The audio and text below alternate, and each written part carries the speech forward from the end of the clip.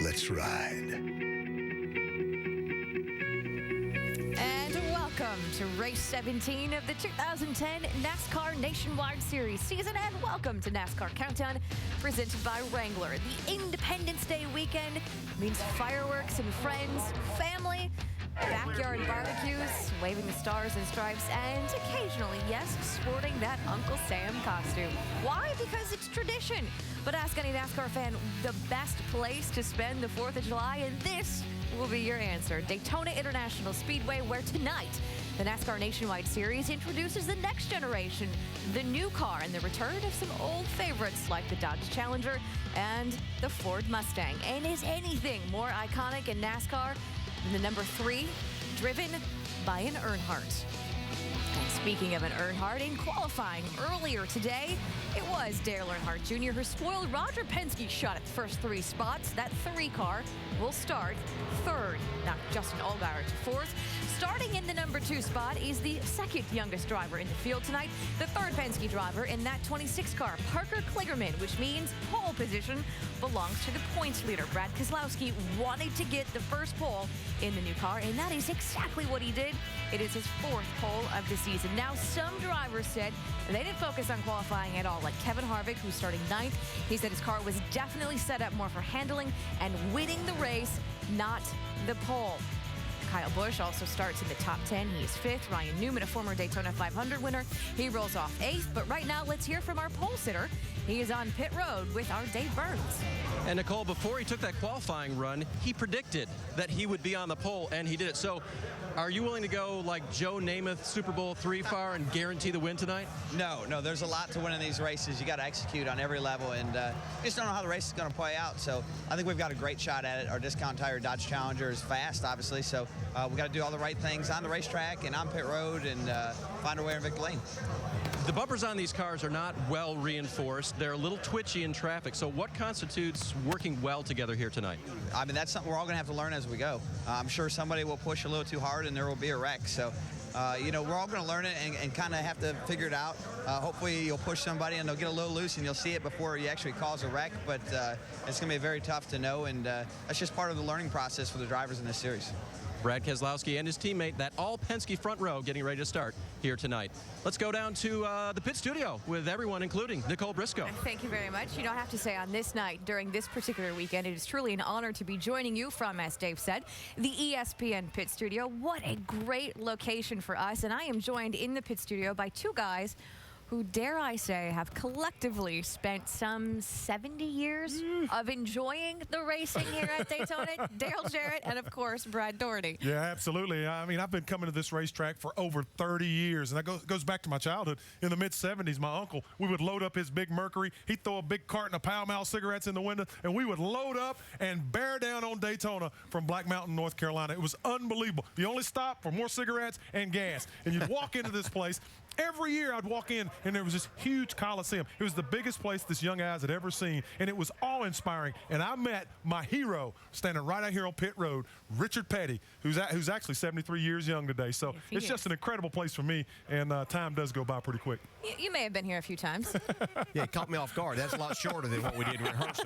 But, yeah, I have been. Yeah, it was, I used to come here. Basically, this was our vacation in my family, in the Jarrett family, because my dad was coming here to race, but we came down a little bit early, went to the beach, spent a little bit of time there. So a lot of years here, a lot of great years, and this is a wonderful place to be on the 4th. The stars of the show tonight, though, not necessarily the drivers, but what they are driving tonight. The NASCAR Nationwide Series debuts that beautiful new car. Nationwide Series. The next generation. There are many enhancements on the Nationwide's next generation car. Among them are the new non-adjustable splitter, which helps control the balance of the car along with the amount of front travel suspension. The new chassis increases the wheelbase from the current 105 inches to 110 inches. This accommodates the larger center section of the chassis. The new spoiler is at a fixed 70-degree angle that controls the rear downforce. The spoiler extensions may be used to adjust aerodynamic balance. The next generation car has a wider cockpit that sees the driver moved closer to the center of the vehicle, allowing a larger safety distance from the outer skin of the car. The drivers also have more headroom. larger side windows for exit, and a taller front window for vision. Nationwide Series, the next generation. And as a car owner, Brad, this is going to cost some money in the short run, but in the long run, this is good. You're exactly right, and it doesn't matter. It's going to cost you throughout this sport, throughout the sport, whenever you do something. So this is a great move. It's so exciting. I am so excited to be here in Daytona to see these new-looking race cars, these pony cars. Get to look at the Mustang and the Challenger, go head-to-head. It's great for our fans. The brand identity is so exciting. I'm fired up. Yeah, as you said, Brad, it was going to be costly anytime, but these cars are much safer. There's a lot of safety issues designed into this car, and that's a good thing, and you can't keep something on the shelf when you have that for these drivers. I remember from something very positive to something, well, the pothole back in Daytona in February that marred the 500. Not that again. Yeah, well, the track is doing all it can to keep that from happening again, which is part of the reason there was some more patchwork done last night. The new patch is about 3 yards in front of the patch that was made after the 500, though the track says this is all a precautionary move. A patch Do for the not patch. expect any problems tonight. You know what else, though, this new car means? Maybe trouble, especially as the drivers try to get a handle on what many are calling a tricky handling car. When NASCAR Countdown returns, we'll tell you why 3 wide tonight could be especially daunting. And then we hit the wind tunnel with Roger Penske as he pits the old car versus the new car. And Earnhardt is back in the 3 car. We will tell you why Dale Earnhardt Jr. says tonight will be the final time he ever drives a car bearing the number his father made so famous. It is all ahead on NASCAR Countdown. Don't go anywhere.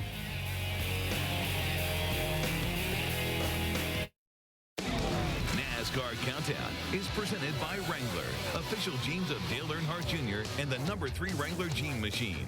And in part by Pennzoil, Feel the Clean.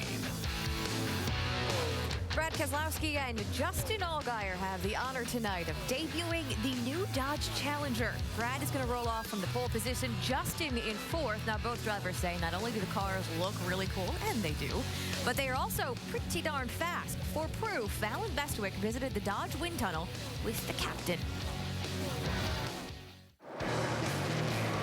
Like a lot of people, I remember the late 70s. NASCAR's a really cool time when the cars were door slammers. They really, really looked like cars you could buy. We had the Chargers, and we had the Mustangs and Camaros and Javelins, all running together. It was really exciting because everybody, they had a brand that they loved. And now I think when you start to see cars that they can really identify. You started with a goal of giving the manufacturers some brand identity, but yet NASCAR wants the cars to be aerodynamically competitive. How do you make those two fit together? Dodge came up and said, well, we have a unique look we'd like to offer up for the Nationwide Series. We took a look at it and said, well, that's what we're looking for, is to bring back some of that look as a street version versus just a pure race car. With the aesthetics of the car, each of the manufacturers are very different from one another. But with the being able to use, wind tunnels like we're sitting in now, the differences aerodynamically aren't there. Dave, when you look at the front of this race car, what makes the Challenger unique is the nose. How did you make that shape for styling be an efficient race car? Yeah, effectively what you see there is a recessed grill. However, there's a bubble, there's a pressure bubble in which the air effectively flows over it. So I think we hit a home run in terms of having the style, the brand identity, and yet the aero performance tonight, and we have the numbers to prove it. It's been tested, and in all cases, the drivers came back with positive comments. It drafts well, the car handles well. We are extremely delighted with what we've been able to achieve. What impact do you think this will have on fans when they see these cars come out of Daytona? I'm excited about it. Already people are talking to us about they can't wait to see this vehicle, on the racetrack. If you could nudge NASCAR in a direction along that way for the Sprint Cup side, from a manufacturer's perspective, you'd like to see that? I don't think I need to nudge. I think the fans will nudge for us. They'll see what the beauty of them. They'll be able to pick their cars out. I think it'll happen all on its own. And pretty much everyone agrees on 2 things. The cars, yes, they look very cool. But despite nearly 7 hours of practice here this weekend, they're also a huge unknown. Yeah, they don't have any notes for what this car may do, and they've been on the racetrack in packs, but not with 43 cars out there. So they really don't have any idea what's going to take place. They know what they've been feeling. They've tried to adjust to that, but they still have a lot to learn throughout this night. I'll tell you what these guys have figured out somewhat. These race cars are very, very loose. They're really struggling with the handling of these race cars. I talked to a couple of young guys, Trevor Bain and Steve Arpin in particular. They're saying, yeah, it's a lot of fun. These things really bounce around and dive around, and they're going to have their hands full, DJ, throughout the night. Yeah, Paul Menard spun out here the other day in practice. Nobody really that close to him. But this is Daytona. Yeah. You are supposed to have big packs. You're supposed to have 43 cars out there together. What's going to happen when you get in the middle? Well, when you get in the middle, it better be in this situation right here where we see Dale Earnhardt Jr. in the 3-car coming forward. You want to be making a pass in 3-wide situations. The situation you don't want to get yourself in 3-wide is when cars are passing you on both sides. You're going to be headed backwards looking for a hole to get into. But did you see how loose he got when he came through the middle? That's what they get paid to do. Got to drive it. Got to go. Fair enough. But if I'm listening to you two correctly here, experience really going to pay off tonight? Oh, yeah, there's no doubt about it. And I think what we're looking at is with the experienced drivers like Carl Edwards and Kevin Harvick and those people who've been driving this new car in the Cup Series, well, those skills are going to translate over to this car. It's the same thing. These guys just have to get used to driving this new race car that's going to be very, very loose. And these guys in the Cup Series have already been doing that. So I think we're going to see our veteran guys do very, very well, and our young guys make a lot of mistakes and create a lot of action. We did see a bit of it in qualifying. What about that high line? Yeah, and that's where experience is going to come into play too. With a loose race car, you have to get up to the top of the racetrack. You don't have to turn the steering wheel as much. So we'll see eventually these guys move up to that top of the part of the racetrack. But you have to understand, racetrack is very rough up on top. We see some of these cars. Look at them bouncing around right there. So you're up there running. You're going to be in packs of cars, people right on your bumper, making you even looser. Not much room for error, but they're going to have to be up there running. Well, one of the other challenges to this new car, it has to do with the crew chiefs, because that notebook they've been compiling for years now is down pretty much to a single sheet of paper. It's an element of the unknown, what to do or not to do to make these cars better. And to answer that, we go to our championship crew chief. Tim Brewer is in the Craftsman Tech Garage. Thanks, Nicole. NASCAR, the manufacturers and the teams worked really hard with aerodynamics to get the cars all comparable. But what the problem is now, the crew chiefs, the elite engineers, they have to work with mechanical aspects, the sway bars, the front springs, rear springs, weight distribution. But where you're going to get ahead of the game, paying attention to the driver, getting the input, keeping up with the racetrack, because the guy that can keep up with the racetrack the best, he's going to be able to run the corners flat out. It's bumpy down on the bottom, but it's a handling racetrack, and the guy that keeps up with the changes, air pressure, wedge, track bar, he's going to have the best opportunity to win the race tonight, Nicole. Tim, thank you very much. Well, experience does count. Perhaps one to watch tonight. Someone who's had an awful lot of success at this track, including 2 wins in February of 2007, the nationwide race, and then the Daytona 500. Kevin Harvick is standing by with the one and only Dr. Jerry Punch. Thank you very much, Nicole. And Kevin, you told us earlier today in qualifying, you gave up some speed in qualifying to have a better handling car tonight. How long will it take for that handling package to pay dividends in the race? Well, I think probably about 15 laps. I don't think a lot of us have really been past about lap 20.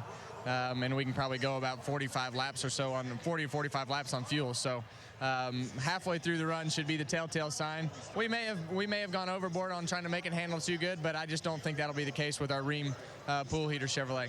You know, the fans love these new cars a lot, but the drivers have said they're a handful to drive in traffic. How legitimate are those concerns?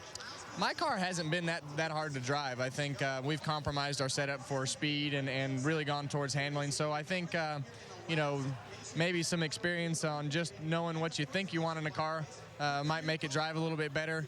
And I think, there's a lot of options that they could have done to make their cars drive better. So we'll see how that balance plays out tonight.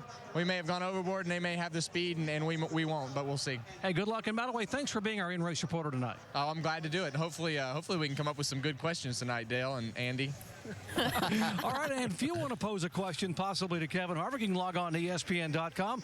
Key phrase, ask the driver, and maybe get Dale Jarrett to ask that guy right there, the two-time Nationwide Series champion and former Daytona winner here, a question on the pace lap prior to starting the race. Nicole? Thank you very much. You know, the ESPN family of networks really is the home for all motorsports coverage this coming week. NASCAR Now kicks it off tomorrow morning, 10 a.m. on ESPN2. Then Sunday, it's the Eyes on IndyCar Series at Watkins Glen. 1, 3:30 in the afternoon on ABC. And then next Friday, it is again the NASCAR Nationwide Series from Chicago, 7:30 p.m. Eastern Time on ESPN. Coming up next on NASCAR Countdown, brought to you by Wrangler, Dale Earnhardt Jr. sits down for a candid interview about why racing the 3 comes with a great deal of pressure, even for him, and why he says tonight will be the last time he ever does it. The countdown of the race is on, and we'll see you back in just a few minutes. NASCAR Countdown is presented by Wrangler, official jeans of Dale Earnhardt Jr. and the number 3 Wrangler Jean Machine. And in part by Nationwide Insurance. Enter this code at codespotter.com for a chance to win a Roush Ford Mustang. Go to Goodyear.com to show your thanks and help support our troops. Goodyear, the official tire of NASCAR. During the third lap of tonight's race, there will be a tribute paid to Dale Earnhardt. Fans on their feet, 3 fingers in the air, because in the field tonight is Dale Earnhardt Jr., and he will be driving that car, the 3 car, one more time. Marty Smith went one-on-one with the son of the man who made that number 3 oh so famous.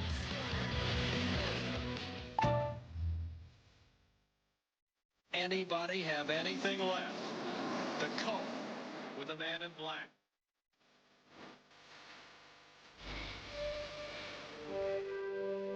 And Earnhardt loses it, goes on the grass. Incredible piece of driving by Earnhardt. They come toward the line. Who will it be? Dale Earnhardt will come to the caution flag to win the Daytona 500. Before there was an intimidator, Dale Earnhardt was one tough customer. Now, Dale Earnhardt Jr. will bring his father's blue and yellow Wrangler number 3 car back to Daytona. There's a lot of different emotions, that it brings up when that car, when people say, here the 3's coming back. When you're growing up and you're young and you're little and going to the racetrack with your dad, you always want to drive his car and wondering what it's like and all those things. And it's an honor for me to do it. With great appreciation for his father's iconic career, Junior knows the significance of running the number 3. It's not mine to take and use whenever I feel like using it. You just don't grab the car keys off the counter and go run out the door and haul down the road with your dad's car. Didn't do it when he was alive, won't do it now. I just wanted to go to the racetrack and run it once before I retire, And this will probably be it. I mean, after this, I'll probably never drive a car with a 3 on it again. So I can pretty much say I'm 99% sure that'll never happen again. For the fans that feel a connection to the car, and for the fans that have any emotion about this, anything less than a win is a disappointment. If the 3 is coming back, they don't want it to run second, you know what I mean? So I feel that pressure. The Earnhardt name is synonymous with success at this track. Dale Sr. only won 1 Daytona 500, but he has 3 Cup wins at this track. But he did also win 5 in a row here in the Nationwide Series between 1990 and 1994. As for Junior, he scored 7 total wins at this track between the 2 top series. Yes, numbers are important, and the 3 certainly carries its own legacy. But not only does Dale Earnhardt Jr. carry his father's name, he's now carrying his number, but he also carries the bulk of his fan base. Your father was very successful, Dale. What is it like to grow up the son of a successful dad? Yeah, there are certainly huge expectations, and people expect you. My dad won 50 races and 2 championships. That's what everybody expected when I got in a car. Dale Jr. has carried an even bigger burden with him. He's the son of the legendary Dale Earnhardt, and to try to live up to those expectations, pretty much impossible. If we look at Dale Jr. and his record, if his name wasn't Dale Earnhardt Jr., he won 2 championships in the Nationwide Series. He's won 18 Cup races. He's finished in the top 5 of the points 3 times. Those are great numbers. He's won the Daytona 500. So if his name wasn't that, we would be talking about a really, really good race driver. But because the expectations are so high, people seem to think that what he's accomplished so far isn't nearly enough. Now, he's brought some more pressure on himself tonight by driving this number 3, but I think he's ready for the pressure to put this car in victory lane. Well, from that Dale to our Dale, Jalapeno, we have to let you go because you have to get over there. He's got to get up into the booth with Alan Bestwick and Andy Petrie, so we'll see you in a bit. Yeah, looking forward to it. This is going to be a great race. Got a good view up there, yes. too. Well, hey, the new car is full on going to be on display tonight. 43 of them soon to take the green flag with a couple of Dodge Challengers leading the field. Mike Massaro, though, is standing by with the driver starting second. Yeah, and I would say he's a bit of a surprise, too, Nicole. Parker Kligerman qualifying on the outside of the front row tonight. You've got a teammate on the inside of you, a teammate behind you. What's going to be like when you storm down into turn number 1? Hey, there's a reason they're teammates. They're going to help us out. And I think, I'm going to do all I can to help them out, too. It's great for Dodge to have this new Challenger up front. Front row for Penske is the first time in Nationwide Series to have the front row locked out. Discount Tire locked out the front row also. This is a great day for our team and Penske Racing and Dodge and Discount Tire. And, I think the big thing is if we can do what we've been doing all weekend, which is work as a team, we'll be great. And we'll have a good race. And still a few unknowns, Nicole, for this young man. Only got 20 laps of practice this weekend. Thank you, Mike. Thank you, Parker. And you are watching NASCAR Countdown from Daytona International Speedway. We are back 22 minutes and counting to the green.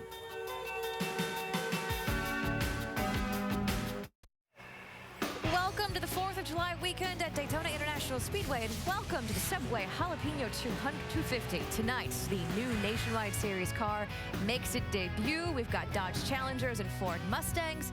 Countdown to green is underway, and so are trackside activities. So let's get on downstairs. Ladies and gentlemen, please rise and remove your hats as the Daytona Beach Police Department Honor Guard present our nation's colors. Please remain standing as Sonny Gallman from Central Baptist Church in Daytona Beach offers tonight's invocation. Let us pray. Our God, we are grateful for this night that you've given to us to enjoy. We're grateful for the troops around the world who fight for freedom and protect us each and every day. We ask that you'd be with the drivers and with their crews and keep them safe. And in the words of the great Hal Marchman, we close by saying, Shalom and Amen.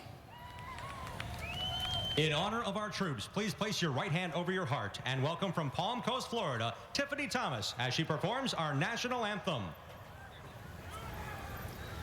Oh, say can you see by the dawn's early light what so proudly we hailed at the twilight's last gleaming, whose broad stripes and bright stars through the perilous fight o'er the ramparts we watched were so gallantly streaming, and the rocket's red glare, the bombs bursting in air, gave proof through the night that our flag was still there. Oh, say does that star-spangled banner yet wave o'er the land of the free and the home of the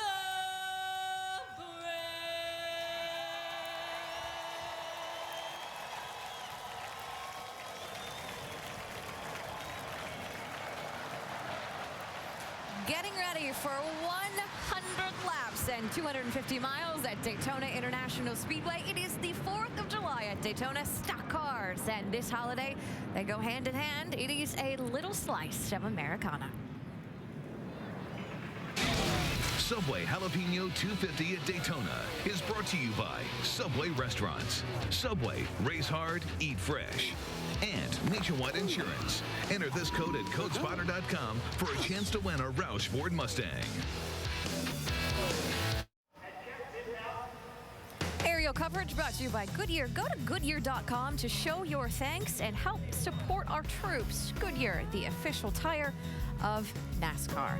A lot of things to look forward to tonight. We've got Dale Earnhardt Jr. in the 3-car, and it is the debut of the new Nationwide Series car. Brad Doherty, what are you looking forward to most? I just think it's going to be a great evening because of so many of the unknowns. And throw in there a couple of veterans who haven't raced in this series, in particular one guy, in over 20 years, and that would be Greg Sachs. He had a win here almost 25 years ago. He's starting in the top 10. We have Ken Schrader, one of the great racers of all time in this field tonight. So some great veterans mixed in with some young guys with a lot of unknowns.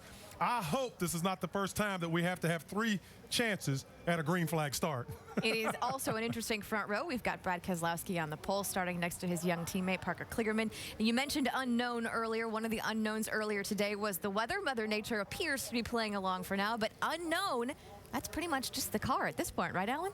Unknowns are what's going to make this night a little bit of a primetime mystery, Nicole. Thank you. Dale Jarrett's made it upstairs alongside Andy Petrie. DJ, the guys buckling into those cars we're seeing down on the grid right now. A little bit of an edge right now? Yeah, just a little bit. A lot of apprehension from these drivers because they really don't know what to expect. They haven't been in the type of pack they're getting ready to be in. So we've heard all the talk about how the cars are driving, how aero loose they are. So these guys are not exactly sure what to expect. So they're a little bit on edge, you might say, right now, but they'll be fine as soon as they settle in. Now, crew chiefs have some unknowns as well tonight. Andy, tires, strategy. What are we going to see? Well, you're right, Alan. They've had a lot of time on the track and well prepared through testing and all that, but it's still a very much of an unknown how they're going to race and how the tires are going to wear, how the car's going to act as the tires wear.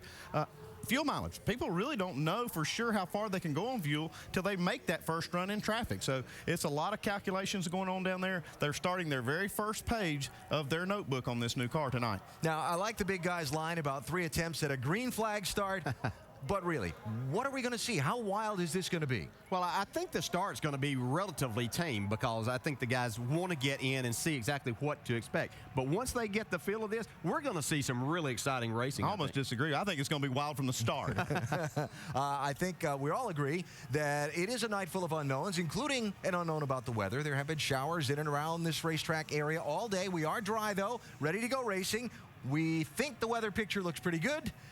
But that's an unknown, too, because it's Florida in July, and we'll keep our fingers crossed about that. We just hope for a safe race tonight, an exciting race tonight, and a spectacular debut for NASCAR's next-generation race car. So on the grid, you'd see they've cleared away a lot of the crew members. The drivers are all buckled in. And now what we need to get this thing started are those famous words they're about to give trackside.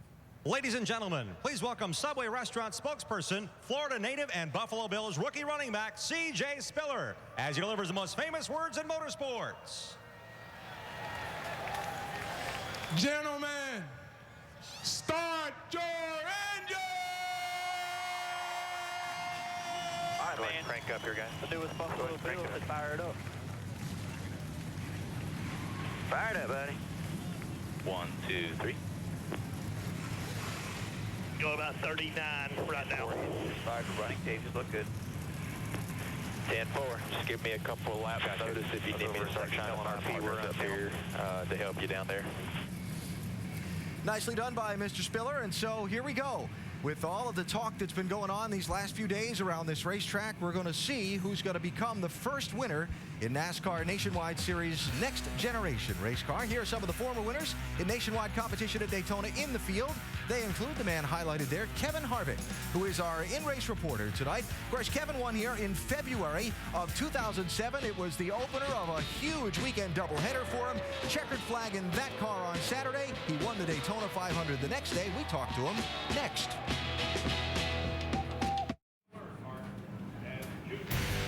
Always a thrill to be at Daytona International Speedway, and tonight, a pleasure to bring you the Subway Jalapeno 250 for the NASCAR Nationwide Series, the debut of the next generation race car. Cars are on the pit road now, haven't quite yet rolled off to begin their parade and pace laps.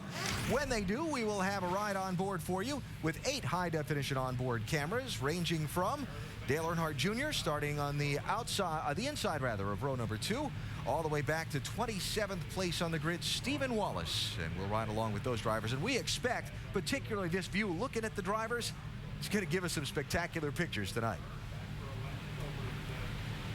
And we'll show you the starting lineup, our Subway ticker across the top of the screen. Take a look and check out where your favorite driver is going to be lining up. And as the cars begin to roll off, let's take a chat with our in-race reporter, Kevin Harvick. Hey, Kevin, Dale Jarrett, the ESPN. You have a copy? 4, Dale. Hey, Kevin, our first question comes from our ESPN mailbag, and Mike in St. Louis, Missouri asks, what are the main differences you've noticed in the new car?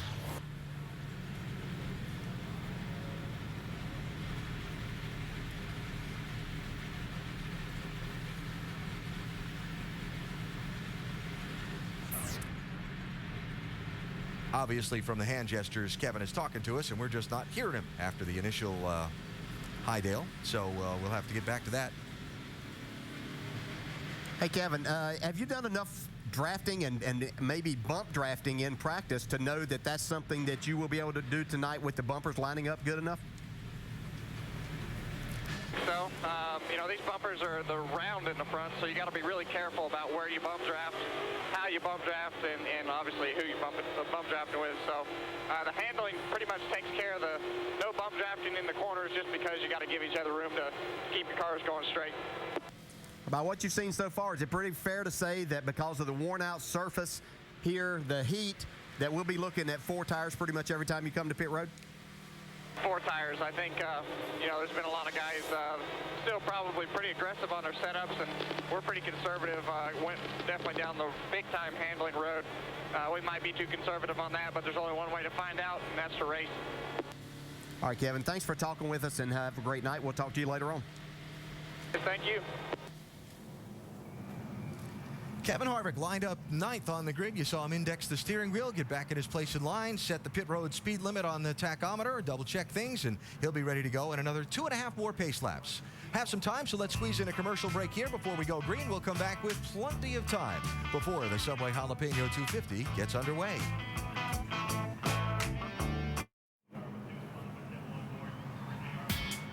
Day or night, doesn't matter. Field of race cars on the Daytona International Speedway is an exciting sight. And we are getting ready for 250 miles in the NASCAR Nationwide Series premier race for its next generation race car. Completing the first of the 3 parade and pace laps before we go green tonight.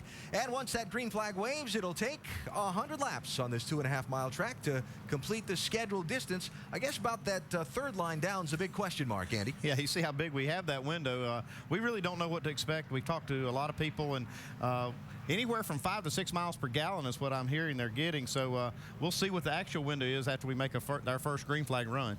I like that stat down there, the tri-oval. That's going to be an exciting part of this race tonight. Driving these cars through there, even though it's been part of the front straightaway, it's banked 18 degrees. Should be a handful for these guys. All right, that's one of those. Mark that down, and we'll note that one for later.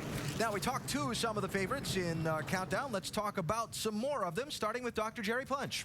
Thank you very much, Alan. You know, reigning nationwide champion Kyle Busch has been nominated in the Best Driver category for the 18th Annual ESPY Awards coming up on July 14th. Now, he may get a chance to prove really how good a driver he is here tonight. According to Kyle, he says after 10 laps, these cars get looser and looser and looser, and in big packs, they can just snap sideways on you without any notice. He said the veteran drivers should be able to hang on, but those young guys in the big packs, oh my, look out. Folks, this one tonight has all the ingredients to resemble the movie Days of Thunder. It should be wild for the drivers, but fun for you and us to watch. Dave. And Doc, together with his teammate, Joey Logano, people have been asking this week, will the dominance of the Joe Gibbs racing cars the last couple of years in Nationwide continue, or will this car be the great new equalizer? Well, if you talk to the 20 team and crew chief Kevin Kidd, he says equalizer. He says it's just another opportunity for us to shine. Joey Logano starts 10th today. Shannon? Dave, funny you should mention the word opportunity. Another driver looking for an opportunity tonight is Carl Edwards. He's looking to close the 247-point gap between himself and points leader Brad Keselowski. So the last thing Carl Edwards needed this weekend was a vibration inside that race car. Unfortunately, that's exactly what he had. The team spent all of final practice yesterday trying to diagnose the issue. They told me it was the driveline angle. They feel like they've found the problem, they've fixed it, and they are confident in that car out there tonight. Mike? Reflecting on the first super speedway race working with Justin Allgaier, crew chief Chad Walter said he was surprised at how advanced his drafting skills were. In the year or so since, Walter says there's been steady progression. While Walter stopped short of saying that Allgaier is a super speedway ace, You can tell he believes in his abilities. He says he knows the strengths and weaknesses of his race car, and if he works with his teammates tonight, there's no reason to believe they can't stay at the front and contend for this win. Alan, you can tell why the expectations are high. After all, they did finish 4th here back in February. And certainly the Penske bunch worth keeping an eye on tonight. Now our over-the-wall reporter is a New England native born in Springfield, Mass. Rick Yeomans, rear tire changer for Mike Wallace. Hey, Rick, some difficulties you'll face operating on this new car for the first time? Well, I think it's going to be the longer studs. We've got have more threads showing. It's going to take more rotations, get the lug nut off, more to get them back on. I think the pit crews just have to get a better rhythm now with these new studs. It's going to take a while to get used to. Rick, thanks. We'll enjoy stepping over the wall with you tonight, and be safe. Have a great night. All right, so we've got Challengers, we've got Mustangs, we've got Impalas, we've got Camrys on the track for the very first time and making their debut on the sport's grandest stage here at Daytona International Speedway. All kinds of discussions and thoughts from the drivers about how it's going to be in the draft and how it's going to play out in traffic. Well, we're about to begin finding out the answers to all those questions and all that speculation. Pace car is off 100 laps ahead. We'll keep an eye on the weather. We'll see how this thing plays out as the two Dodges from the Penske team bring the field to the green flag.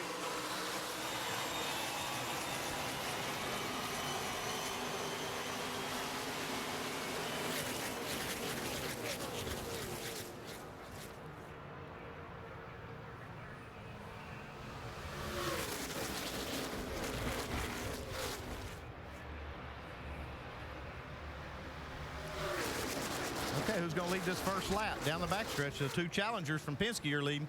Yeah. I'm watching Dale Jr. That's exactly what I was thinking. He's going to get a push and try to go by the inside. He had laid back. Here comes Kyle Busch giving him a shove. Now remember, here at Daytona, the yellow line on the inside of the racetrack is out of bounds. You can't go below that yellow line and advance your position. So we'll see if Junior finds some running room here as he's about to clear Kligerman off of turn 4. I think Brad's going to get here first with a big push from Junior.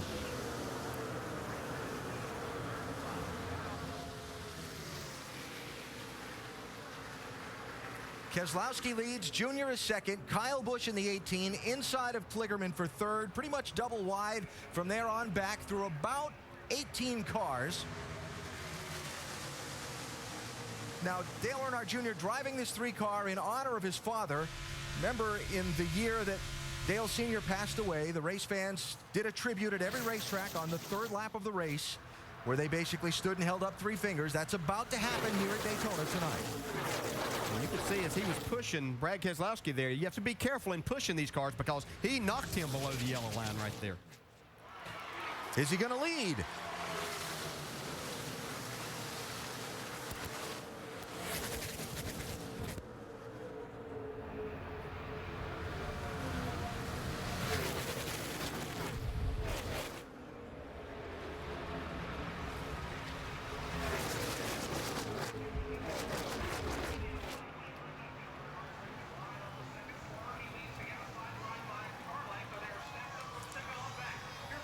How about this? The 3-car to the lead on the 3rd lap at Daytona. How appropriate this is now. See if he can hold it.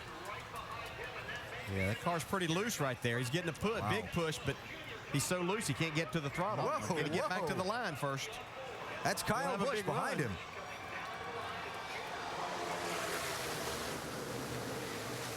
See Kyle just get off him there when they came through that tri-oval, like you were talking about, DJ, how tough that corner is? Yeah, these guys were telling me that you don't even have to be up against the car to get him so loose that it'll spin him out, and that's what these guys are going to have to experience and be careful of here in the early stages of the race. Yeah, the big thing with this new car is it's aerodynamically looser. The teams have had to figure out ways to keep them tight, to adjust for it, but they still have that characteristic, and when they start bumping and getting real close to each other, it makes it even worse. So you're seeing just how tricky they are to drive. This is on good tires, too. Yeah. Yeah, we heard him report that Kyle Busch said that after about 10 laps, these cars just continue to get looser and looser. There's the bump into the tri-oval. Ooh, that's a dangerous place to be doing that.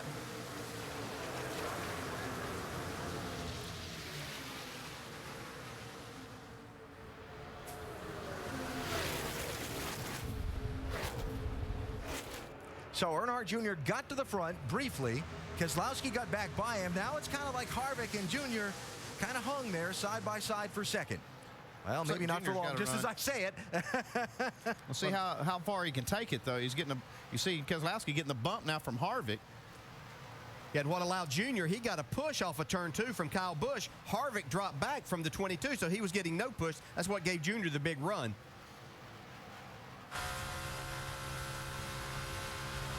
Remember that one of the things we talked about during our coverage of qualifying, we were talking about the two different types of setups under the cars. The coil-bound setups that are faster, but maybe a little more unstable, and the conventional setups. And Harvick giving up some speed in qualifying for the stability in the race.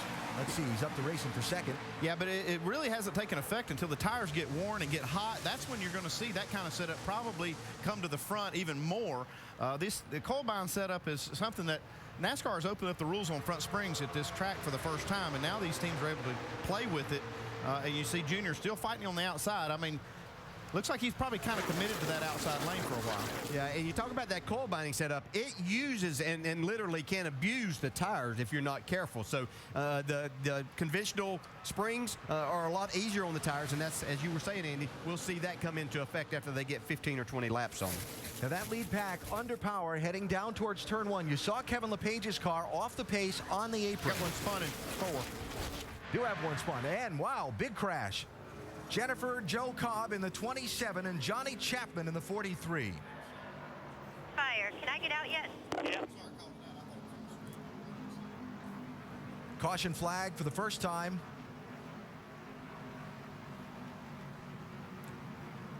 You see Chapman has dropped his window net, and that was Jennifer Joe you heard talking on her radio, now dropping her window net.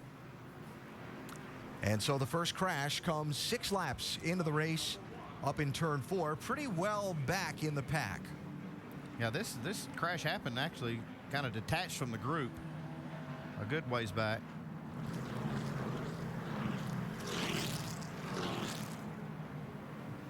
I think the look we're going to see of this is picked up in progress already. Just looking at this, it might be a situation that the 27 spun and then was hit in the rear. Yeah, that's what it looks like. Right there, you can see just catches Chapman up there. He's trying to avoid this spin. It looked like the 27 maybe hung the left front down on the apron, caused it to get loose and shot up in front of Johnny Chapman. That flash fire went out as they stop here. Pretty significant fire. Wow. Yeah, that was kind of right there pushing it in her window. Yeah.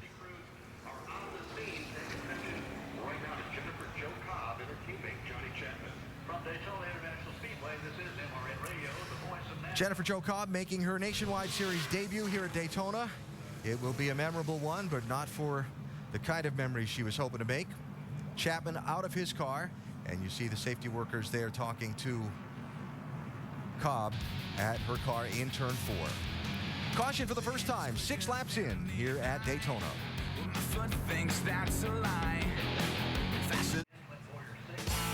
The Subway Jalapeno 250, powered by Coca-Cola from Daytona. Make sure to go to NASCAR.com for all your latest NASCAR information. Check out that sky. Pretty ominous looking, but pretty.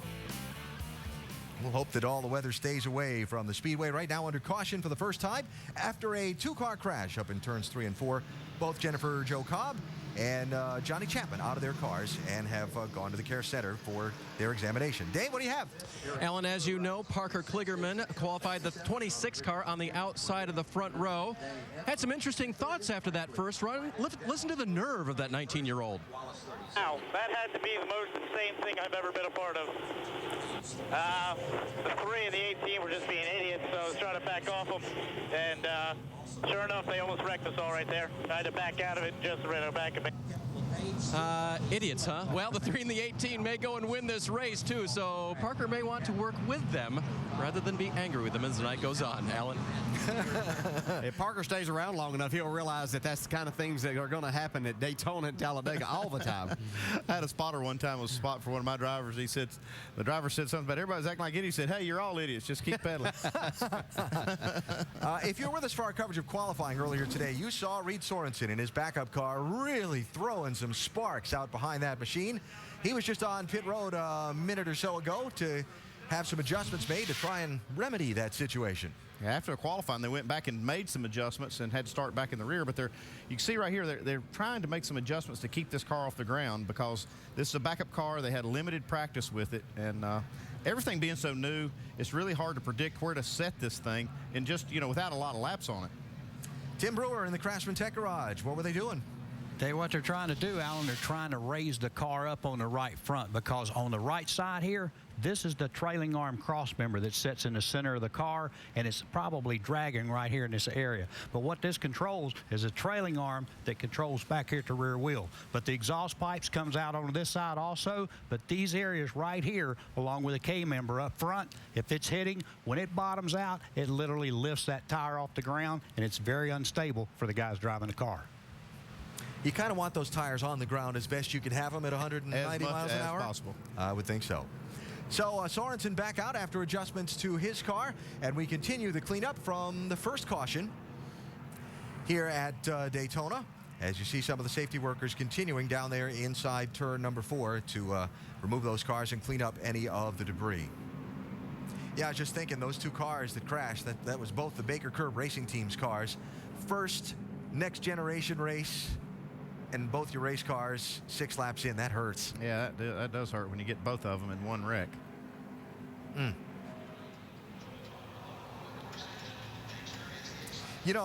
know, DJ, you talked about this a little bit at the top of NASCAR Countdown a minute ago, but just the thrill of coming here to Daytona. Every time you walk in the gates, it's an amazing place to me. Yeah, it makes no difference what type of race it is, whether, when I was here, whether it was the 500, the 400, nationwide race, IROC race, yeah, anytime that you could race, just a very, very special place.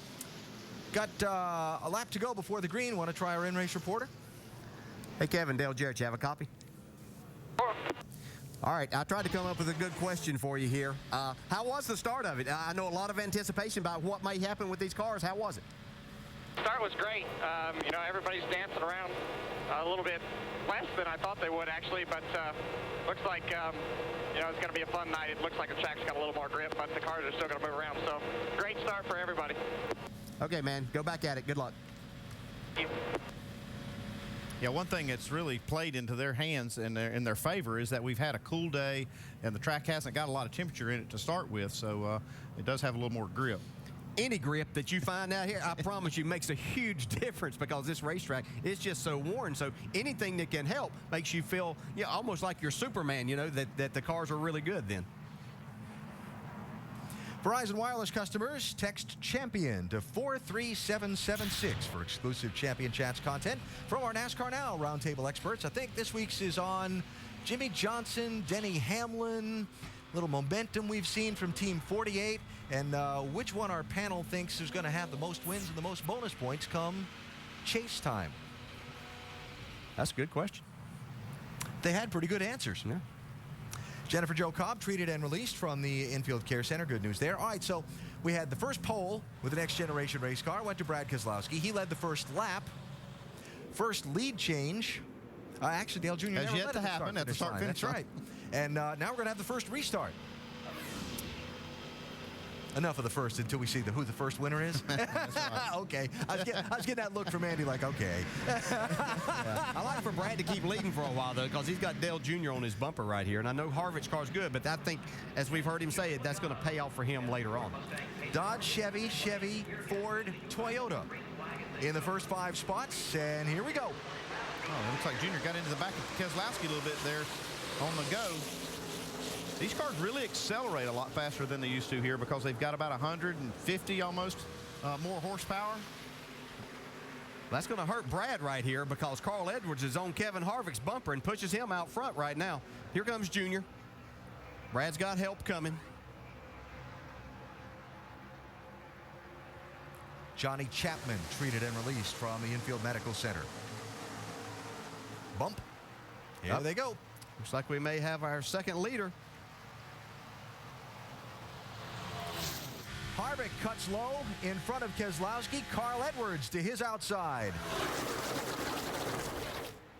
Edwards got Boyer behind him in the 21. And dancing around there on the bottom. Yeah, that's really rough down there. It's where you want to be, but it's extremely rough. You got to have it pointed in the right direction.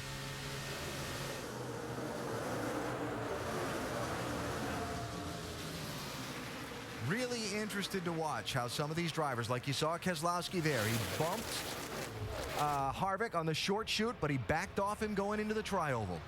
And you had another first. You had the first Chevrolet to lead a lap. Very nice. Dr. Jerry Punch is with Jennifer Jo Cobb.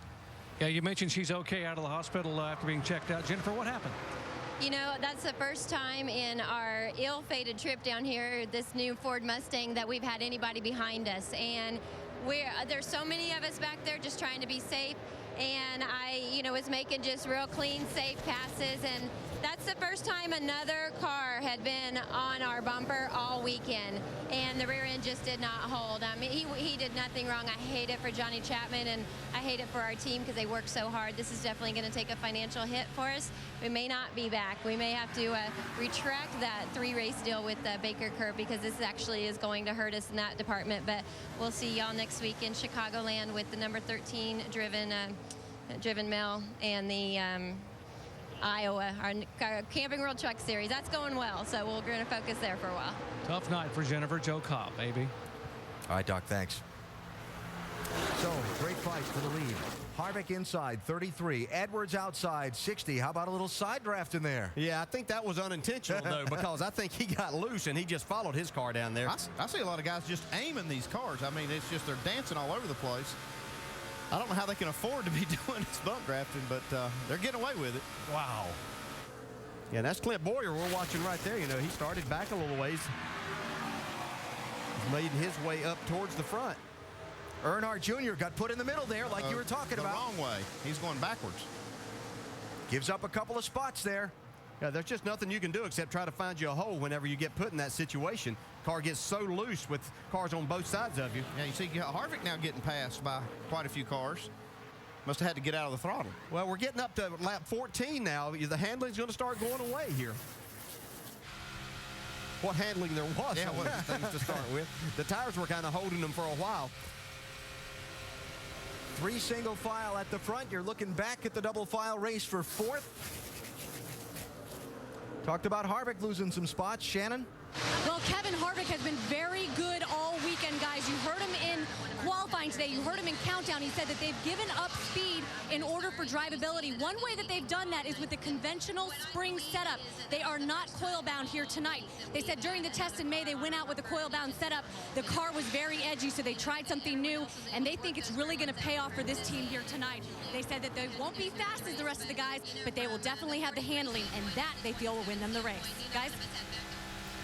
Shannon, thanks. Look at Carl Edwards working that wheel. So they're talking about good handling cars. That's a relative thing right now because none of these cars are really handling that great.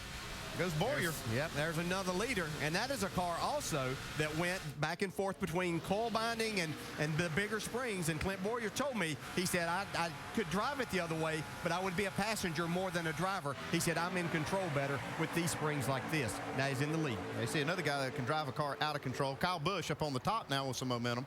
And let me just clarify. Yes, the onboard was Kevin Harvick, but Carl Edwards had his hands full down at the bottom of the racetrack. For the lead, Justin Allgaier in the 12. And he's got no help. You see that 21 get sideways, get in the corner there? They're driving these things. They're earning every dollar. They're getting paid for this. Now, Clint Boyer's a dirt racer. He's a little used to backing a car into the corner that way. Yeah, but not at this kind of That's right, speed. yes. Yeah. Ooh, 3 wide. Logano up top. Now that put Kyle Busch in the middle in a way that he didn't want. We saw him go 3 wide and make a pass a while ago. When you're getting past, that's a terrible place to be. See how he handles it here. He's back 3 wide again. His teammate on the outside. While we watch this, Dr. Punch is caught up with Johnny Chapman. Yeah, back at the hospital. And Johnny, from your vantage point, what happened out there? Well, I was trying to stay back there out of the way and let everybody go. And Jennifer come up on me there pretty hard, so I let her go on and let her get. Didn't want to be drafting with anybody right now. My car was really good, and let her go on there in front. And I don't know, she got loose and spun getting in the corner, and you know, at that point there's nowhere to go, and she just come back up the track, and I got collected. But man, I hate it for these guys that's worked so hard to get these cars going, and just terrible. I hate it for them, and they worked awful hard to get this to happen. And man, I just I thought I had plenty of room there, but run come up short. Happens in a hurry here at Daytona, Fabi. All right, thanks. Joining Chapman and Cobb in the garage, we saw Kevin LePage off the pace earlier. His car was pushed to the garage, and Morgan Shepherd just coasted down the pit lane and made the left turn into the garage. Paul Menard, 98, trying to move forward. He's got Kyle Busch and Brad Keselowski with him. Joey Logano giving up some ground on the outside in the 20. And how about this 15?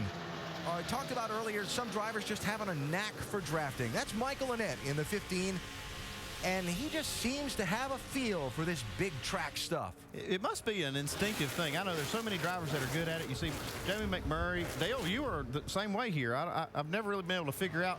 You can't put your finger on what the skill set is that makes you good here, but it's like an instinctive thing. Yeah, I had good race cars, though. I won't take that credit, but he does an excellent job. My son Jason spots for Michael Annett, and he says he really does a good job. He's very calm in the car, but really enjoys this type of racing, and that's half the battle if you do enjoy coming here and running in these type of situations.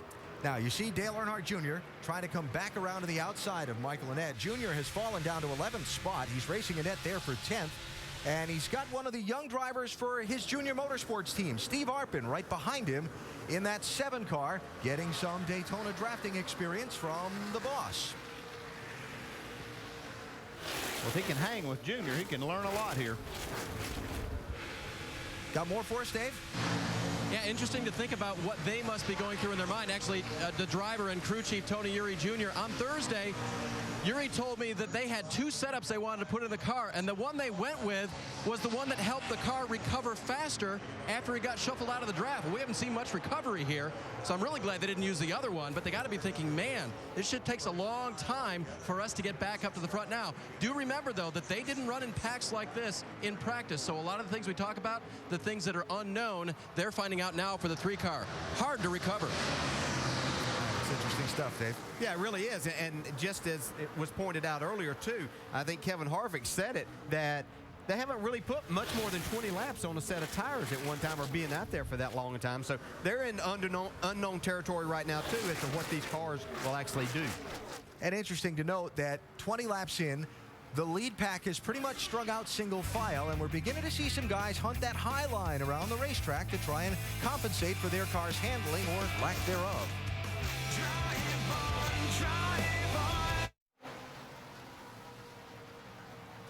Aerial coverage provided by Goodyear. Go to Goodyear.com to show your thanks and help support our troops. Goodyear, the official tire of NASCAR. Great look at the fight for the lead here at Daytona in the Subway Jalapeno 250. Clint Boyer's got it. Kevin Harvick trying to hold off Kyle Busch for second. And an interesting drafting partner choice a second ago for Brad Keselowski. Had a chance to jump down in front of Kyle Busch when Kyle was making that inside run. Chose to go with Kevin Harvick instead. Yeah, you could see Kevin Harvick's car sideways off of turn 2. We got a huge run right up to Clint Boyer's back bumper. Look at Harvick drive this car. Wow. Tell you what, they're wheeling these cars. Clint Boyer's radio a minute ago. You guys are really, you pull them through 1 and 2. Don't let him get too close to me up off. If he does, I got to give it to him. He's going to send me out. That's just the air looseness of these cars, and if you get close enough, you don't have to touch anybody. Just getting even more air off of that rear spoiler makes you sideways and makes it difficult to drive. And that's the guy leading the race. So much for the single file 12-car lead draft. They've doubled up again. Shannon? Well, Clint Boyer free in the middle, free going in and tight in the middle. But, guys, you saw he's having a hard time staying on that bottom line. That is what he's most struggling with right now. Before he climbed in the car, before the race, I asked him what it was like driving these cars, and he laughed and said, man, they are a handful. Mike? And in talking with Brad Keselowski's crew chief, Paul Wolf, at the beginning of the weekend, he told me before they came down here in May for the open test, there was a definite sense of anxiety. They did not know what to expect, but when they left, they were at ease, a sense of relief. They knew they had a good car. That prevailed throughout the course of this week. In fact, Brad said after practice, I know we've got a car as good, if not better, than everyone else out there. He's proving that once again. He's out in front. He says the only time we have trouble is when we're getting pushed. Then we get a little bit loose. See another car in that group, that one car of Ryan Newman. I saw him working the bottom. His car looked pretty solid. And that's all relative. All of them look like they're sliding around quite a bit, but you can see working the bottom of the racetrack pretty well. There's Newman. That may pay off here in a little while. Showing in 10th position right now and looking for more on the bottom. You can see Dale Jr. right in front of him has made his way back up into this lead pack after falling back a little while ago. And what was the term Dave used before? Recovery? Yeah. Yeah, look how much Newman's getting out of the throttle completely. You still see, I'm looking at the lap times, and they're still running relatively fast lap times. Man, look how to pedal these cars, though. See, Yeah. Junior had to get out of the throttle right there. Oh, boy. That was Eric McClure. The lead pack was putting a lap down. That moment for Junior kind of broke that lead pack up just for a bit. Yeah, and I think Junior's car is extremely loose, and when somebody gets up on his bumper, he just has to get out of the gas, and he couldn't stand that right there. He was going forward by getting a push down the straightaway, but once he got to that closeness in the corner, he just couldn't do it anymore. 30 laps into this run. Let's talk about some pit strategy. On the only caution we've had so far, we saw some of the cars in the back part of the field dive onto pit road and make stops, but none of those cars are in this lead pack. Yeah, they'd only run about 8 laps when they made those pit stops, those cars on the back part of the field. We'll see. They'll be able to stay out a little bit longer. I'm not sure if it goes green that they'll want to, though, because as soon as these cars start pitting and get tires, I don't think you want to sit out there on the track and lose time to them. When do you think we see the first move? About 35 or so? Well, we don't know. That's the problem. We're going to find out.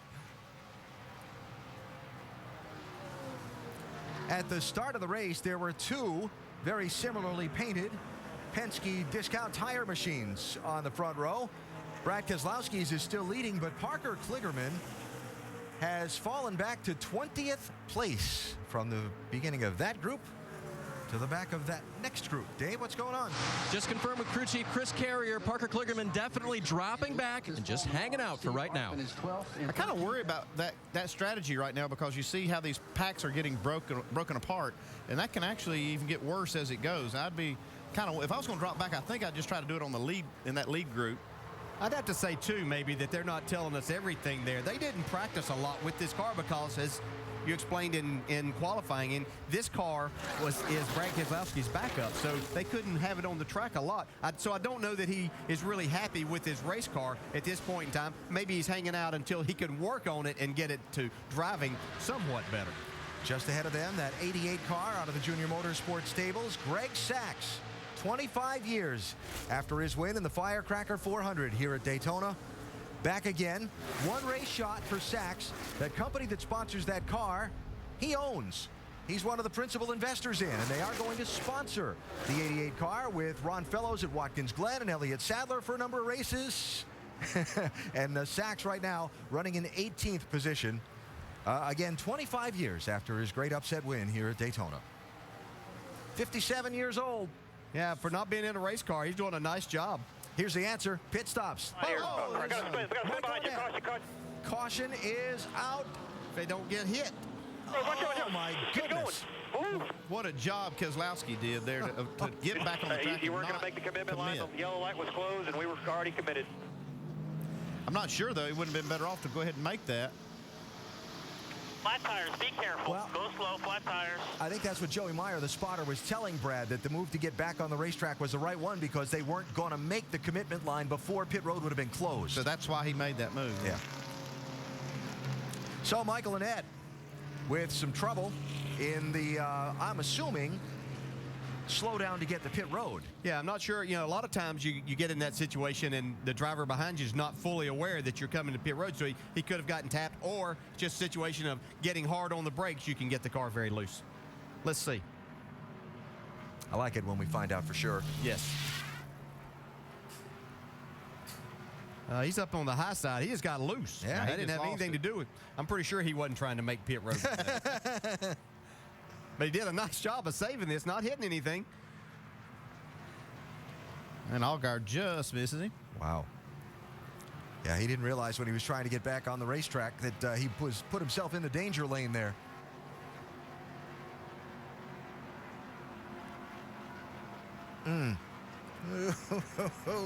Man.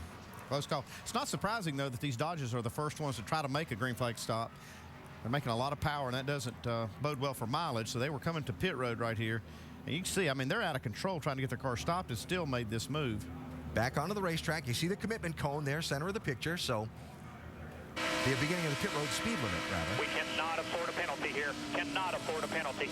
4,700 at the line. 47. Spin behind you.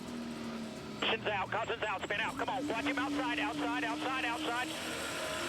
There you go. Come on. What a good job of spotting right there. Yeah, it was. I'm sure Justin was probably thinking, I'm pushing this throttle as hard as it'll go, but this is as much as I can get. Here's Brad Keselowski's radio.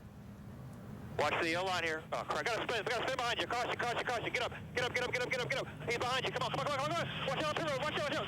Get going. Woo. Got busy, didn't it? Oh, my goodness. Good job, though. Joey Meyer, the spotter for Brad Keselowski, longtime spotter for Martin Truex Jr.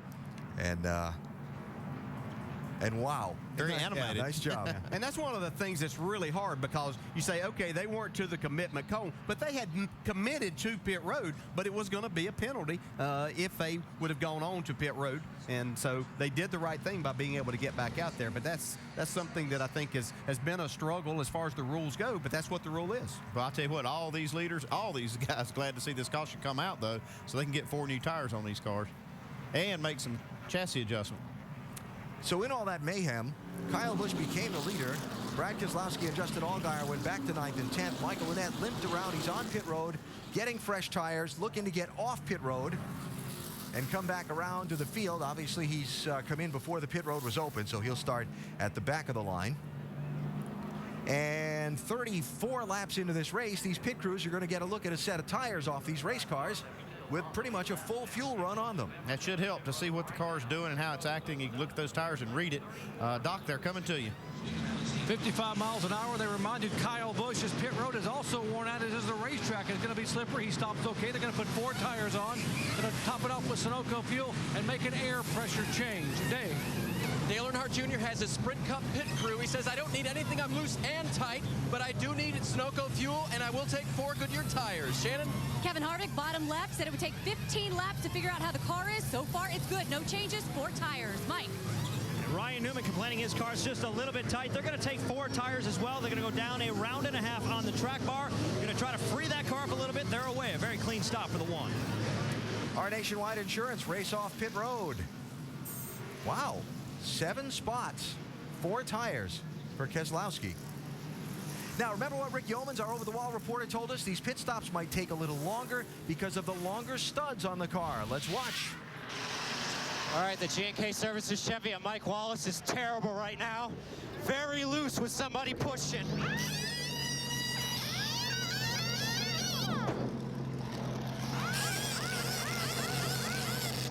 On this left side, I'm going to put a full spring rubber in.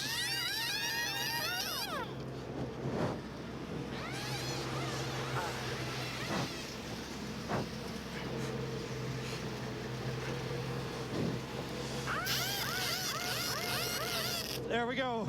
Full rubber in the left rear and 4 rounds down on the left rear. Pretty big adjustment. Way to go, Rick. Caution out for the 2nd time tonight at Daytona.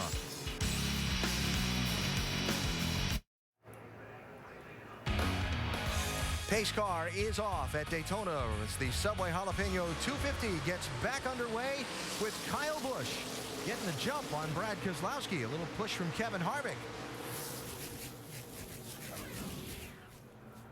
Yeah, Brad didn't quite get up to speed, and he got a shot from Paul Menard trying to get him going.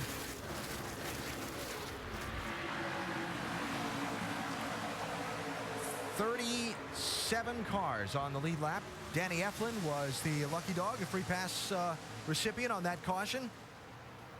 He's back around in the mix.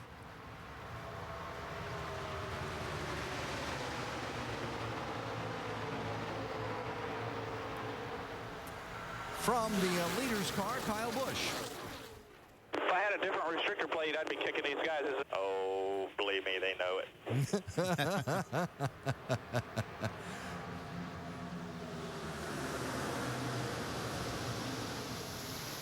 Obviously, that a discussion on the various horsepower comparisons of different makes of cars in Kyle's mind. And the rules That's what we're referring to. Some of these other engines, the older style engines, can run just a slightly larger tapered spacer. They've done that in order to equal the horsepower advantage from some of the newer design engines. Kyle making the statement there that maybe it went too far. It's hard to say that whenever your cars are running first and third with Toyota. Now that Joe It's hard to get anybody to listen to you. Anyway. Yeah, you can say it all you want, right. So Brad Keselowski went from being on the outside of the front row for the double file restart to getting shuffled back single file Lone Ranger on the outside. A little 3-wide action for a minute in that second group. Trevor Bayne, 99. Ryan Newman, 1. Stenhouse in the 6. Steve Wallace in the 66. Yeah, Trevor Bayne doing a nice job making his way back up through the pack, up into the 13th, 14th spot, depending on which part of the track they're on. Yeah, they need to try to close the gap here. They need to try to get in line and catch that lead group. They're losing just a little bit of ground to them. That lead group will take care of itself here in a minute whenever they decide that they don't want Kyle Busch to lead anymore and they get side by side. There goes Keselowski falling back in line all the way back in 10th spot. Meantime, you mentioned Trevor Bayne, biggest mover in the race so far. Yeah, he actually missed the driver's meeting and had to start in the rear, so that put him back there. He had a reasonable qualifying effort, but Andy, they were excited about their car. Yeah, I talked to Jerry Baxter, the crew chief. They were excited about this car and how it's run, how they were excited about qualifying, and it ran well there. See, now they've lined up together, the one car, Ryan Newman and Trevor Bayne, try to catch that group ahead. Shannon? Guys, can you say momentum? Trevor Bayne absolutely has that on his side right now. He's coming off his career best finish last week of 5th. He's moved up 3 spots in the points in the last 5 races to 10th in the standings. But guys, he really considers this his debut at Daytona, despite the fact that it's his second start. He only had 6 laps in February. They're really looking for a good run for Trevor Bayne. Made a small adjustment on that last pit stop, but he's doing a great job out there. Yeah, it's crazy up front right now. Look at these guys. I told you they'd take care of this. Yeah. Side by side racing here. Teammates. Yep. The Joe Gibbs Racing dynamic duo, Kyle Busch, Logano. And now you see Trevor Bayne and Ryan Newman have caught this group, just like we said. That's what Carl Edwards was telling me. You could see these cars moving around. And I was asking him about bump draft, and he said because the cars move around so much, he said he needed like a honing device to get in onto the back bumper to bump draft somebody because of so much movement. Right there, look at that. Logano just getting sideways again. And this is on the straightaway. Yeah, don't think these guys don't know exactly what they're doing in these things by doing that. Oh, that's right. They'll be using these moves come like the last 10 laps. Before. Yes. It's funny, I was talking to Mike Wallace this morning, and he said, you know what's the most puzzling thing about these Daytona and Talladega races? Why we always wreck on the straightaway. Whoa, who's that getting cut out of the herd? It's Carl Edwards saying, I've had enough, guys. Y'all go. I'll get back here and ride a little while. That's okay. Carl's going below the line. That's okay to get out of the way. He's not advancing his position. That's the key thing there. Yeah, if you're going backwards, that's okay. Yeah. They don't penalize you for that. Now the question is, what exactly is going on there? Look at the cars going by that 60. That looks like something's wrong with that race car. Boyer goes to the lead. Logano's sliding back a little bit, too. Yeah, Logano could only hold his breath for a lap. Yeah, remember Keselowski had fallen back? Here he is up to 3rd. Fast race car he's got. On the outside, creeping into the picture, red numbers on the roof, Jason Leffler, while up front, here's Keselowski. What did I just say? He was back to 10th or 11th in line? Yeah, and I guess I was kind of stating the obvious since he won the pole, but it is a fast car that whenever he gets it headed in the right direction, it looks like it might take him on new tires a couple of laps to get the handling the way that he wants. Tell you, you can see that car up on the top, right in front of Junior. Looks like it's the 11 car. No, that's a 38. I can't tell you. You got to be able to see the numbers. They have the same sponsor, but Jason Leffler went way up the track. Solid run for that 38 so far. He started back in 20th. I'm telling you, he is right up on that wall, though. And look at the wheels inside the fender wells, how up and down they're going and how rough the track is there. Yeah, it's extremely rough. It's a fast way because you can keep a lot of momentum up there, and you're not abusing the tires as much by running that high line, but you've got to have some help. racing for 10th spot with Dale Earnhardt Jr. Jr.'s going to get through there. Steve Wallace racing for 11th up front. Shaking out single file a little bit. Clint Boyer, the defending winner of this race, is out in front. It's been exciting so far. Reminder that the 2010 FIFA World Cup continues on ABC tomorrow with a pair of quarterfinal games. 9:30 a.m. Eastern, Argentina takes on Germany. And then at 2 Eastern, it's Paraguay facing Spain. The 2010 FIFA World Cup on ABC tomorrow. World Cup available on TV and on your phone. Go to ESPNSoccerNet.com for more information. It is Hold Your Breath Racing at Daytona International Speedway as we come up on halfway in the Subway Jalapeno 250. Riding on board with Brendan Gaughan, riding in 16th position, trying to pass Greg Sachs in the 88. And Brian Eichler in his Daytona debut in the Roush Fenway 16. Meantime, up front, Kyle Busch and Joey Logano are the latest two in the top two spots. It is wild up there. These guys, what an incredible job they're doing. I can't believe they haven't wrecked these cars. They're just driving the wheels off of them. They're earning their money tonight. And like we saw earlier in the first run of the race, about a 12-car pack has started to break away from the rest of the field. Now we're looking back from that 12-car pack to find Carl Edwards. And if you want to find Carl, you got to go all the way back right now to 21st position to come up with him.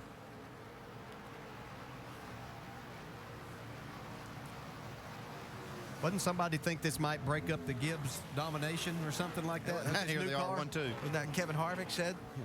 The most exciting thing about the debut of this new car was that Kyle Busch and Joey Logano wouldn't get to run the old cars anymore that they've been doing so much winning in. So I think we can safely say that those guys are pretty good drivers. Yeah. Look at Michael Annett. Just after this group goes by, there's Michael Annett in the 15. He's making his way back up into the, he's right now in the 15th place. All right, so all the way back to Carl Edwards. And the moment we saw about 9 laps ago now, where Carl was running in 7th spot and kind of bailed out going down from the start-finish line toward turn 1. He's running behind Parker Kligerman now. And again, Edwards in 21st position.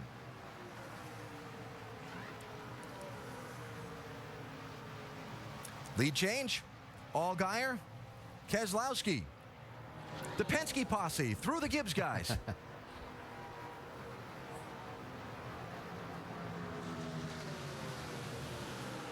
Justin Allgaier doing a nice job getting himself back up there at the front of this pack. This young man doesn't have a ton of experience here at Daytona, but seems to have learned more and more about the draft every time he's been here. Mike? When you talk about the limited experience he has here at Daytona, well, DJ, this team tried to do something about that. They basically sequestered him and his spotter this week, Chris Osborne, to make sure they were on the exact same page.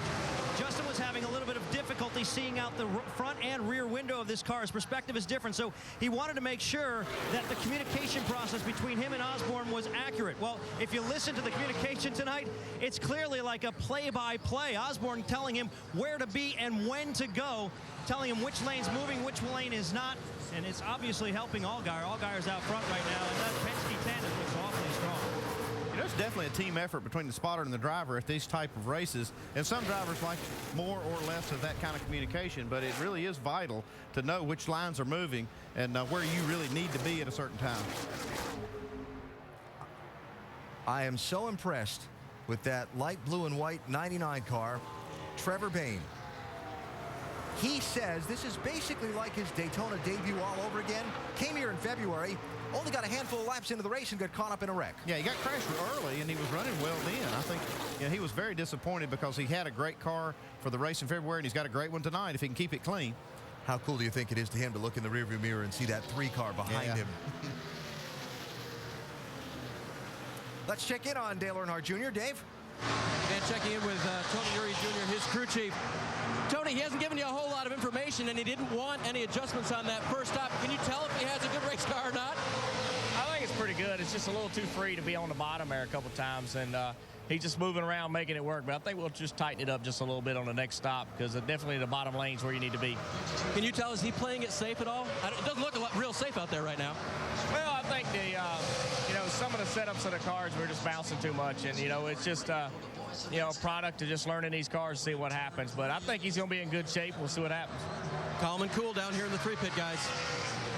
I watched the last lap. The Junior ran through 1 and 2 on the bottom, and he actually beat Clint Boyer through there pretty good. Looked like maybe he's found a little better line through there. If your car's free and you can hold the wheel and get through on that bottom, obviously the short way around, but if it's turning that good, probably a lot of these cars are starting to tighten up a little bit possibly, and that'll make him be able to pull away and get a good run down the straightaway. All right, got 2 Dodges down low and 3 Toyotas making a run up high. Allgaier trying to fend off Kyle Busch for the race lead. See, Kyle got a push into the corner there, but it got him loose and he had to go up the racetrack. Here comes Junior on the bottom. He's making that bottom work right now, pretty much by himself.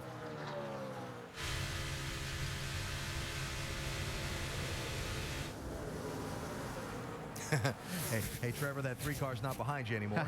And I think that with a free race car like that, you can run kind of by yourself. It's whenever you get someone tucked up on your rear bumper that makes it difficult to drive, and that's when we've seen him have to come out of the gas. You see that time through there, he was able to pull past that 99 car now and get clear. We are just past halfway in the Subway Jalapeno 250 at Daytona. Justin Allgaier is the race leader right now.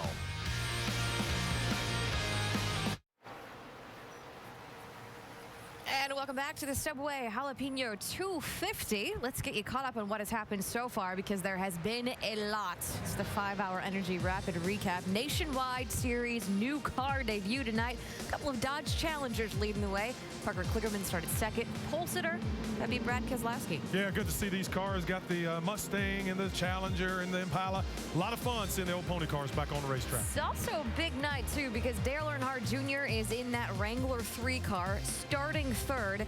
And in a tribute to his father on lap 3, fans with 3 fingers in the air, and look who was working for the lead on lap 3. He was coming really, really hard. Brad Keselowski, though, just held on to the charge, but the 3 cars charging up through the field looks like the old times once again. Well, speaking of those Penske cars, almost a huge disaster for them. Lap 32, Allgaier and Brad K trying to get down pit road. Oh, maybe not. Yeah, Michael Annett goes for a spin there, and both of those guys last minute directions from their spotters and crew chiefs. Don't go down pit road, so they're not caught under the caution.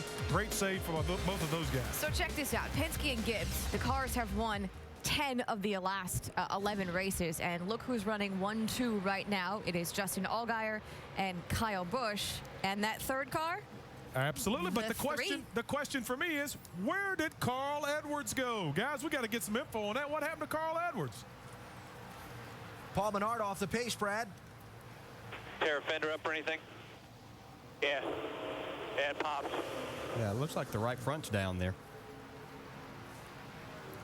Well, I think Brad's question about Carl Edwards, I think Carl called in scared there for a little while. He just wanted to get out of that big mess up front. And for the lead, Kyle Busch to the outside, and this time he's got some drafting help from Junior. And Allgaier, look at this. Well,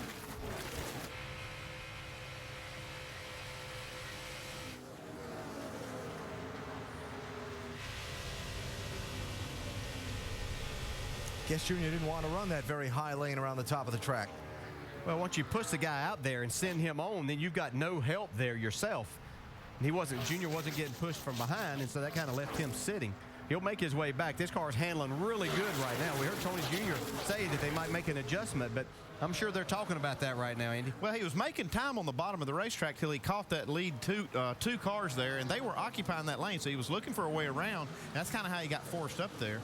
Now the question becomes, flat tire before the fender crunch, or the fender crunch and then the flat tire? Yeah, more than likely the tire went down and he got in the wall. See, he's up there, but that's still a good question. Yeah. I would say he probably did cut a tire down somehow. I thought I heard on the radio he said it popped. Yeah. So would support your conclusion. Tough luck for Paul Menard, who had been having a solid run in the race so far. You see Earnhardt Jr. got shuffled, but here he comes back. It's hard to hold a good handling car back when these cars get to this point and you get shuffled around. When you're starting to back off the gas, all the leaders are. It's hard to keep that good handling car down. Wow, Allgaier. He scared it, I didn't tell you, he? here comes that 3 car. He's going to be leading this race in a minute. Yeah, you can see he's just able to beat these guys through the corner so much, and that's because he's staying in the throttle so much more. His car's just handling good right now. If he gets just a little opening on the bottom of the track, he's going to take the lead from Kyle Busch. But you see Kyle just running right against that yellow line. I think if Junior's going to pass him, he's going to have to get back and get a run on him and probably go to the outside and pin Kyle down a little bit. And he may need a little bit of a push to make all of that happen. And watching Junior's strength late in this run, DJ and Andy, is amusing to me because I'm looking at that lap count. We're coming up on another set of green flag pit stops. And that could put some guys right on the edge of making this thing to the finish without having to stop again if we get another long run. Well, the way these cars are handling, though, I can hardly imagine we're going to go green to the finish. And that's the way I'm thinking if I'm on the box. You know, I see a lot of this going on. I would plan on there being another caution or two. Joey Logano running there in 5th position, Dave. And you know, on the first run, actually, the car was so loose they needed a big adjustment. 2 rounds of track bar for Joey. He said, you guys got it 3/4 of the way there just a few laps ago. But he said, if I get in clean air, it's ridiculous, meaning it's very, very good. So Joey trying to find his way to the front, whereas Carl operate perfectly. Duck? And Kyle Busch out front. Now, Kyle, DJ, has said what you're talking about a moment ago. He said, I am loose tight. I am loose when I get a car like the 3 car tucked underneath the back of me. And he uses the whole racetrack to drive up across and hang on to the car. Well, once he pulls away by at least 2 car lengths, the car's a little bit tight out front. But they really can't make an adjustment because if they go too far on the air pressure, it'll get too loose. If they don't go enough, it'll get tighter and they'll have trouble leading the race. So they're in a bit of a quandary right now as they schedule their last stop around lap 73. Leaders in some traffic. Closed up the pack there for a second.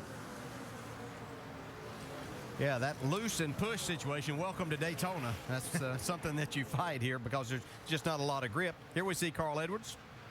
That's 15th place. Remember, he was running 7th a little over 20 laps ago when he kind of bailed out, fell back as far as 25th, and has now started picking his way back toward the front. But Shannon not really running in the pack. Well, they were a little bit concerned when he first dropped back. They asked Carl, do you think that this is a bad idea? Carl said, guys, don't worry about it. We will figure it out. The car's pretty good. I think I can get back up there and compete at the end. Right now, he's slowly trying to make his way. This pit stop will obviously be a good thing for him when they come down pit road, hopefully to get his way back up to the front. Great action on the track right now, guys. Kenny Wallace, Michael McDowell going a lap down on this long green flag run that we've seen. McDowell in the 81 is the 30th place car. Yeah, and we're seeing something right now that we have seen here before in the Nationwide Series. A couple of the better handling cars that are able to stay in the throttle, kind of break themselves away from some of the others. And Allgaier there in the 12 cars not let him get too far ahead of him.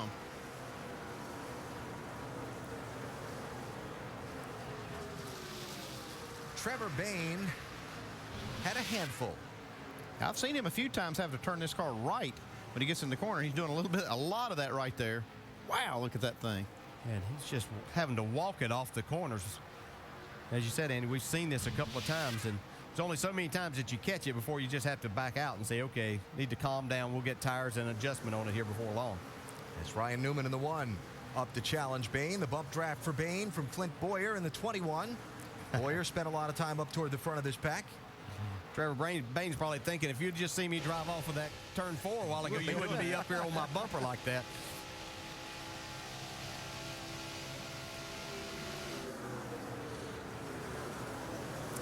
And from there, we look to the front of the pack. There's Kevin Harvick, 33. He's running in 5th position now. Harvick, one of the guys we think will be a factor at the end of this.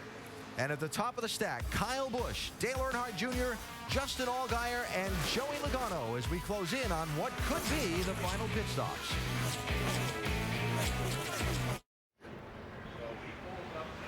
Third caution is out at Daytona International Speedway tonight. It is for debris on the back straightaway.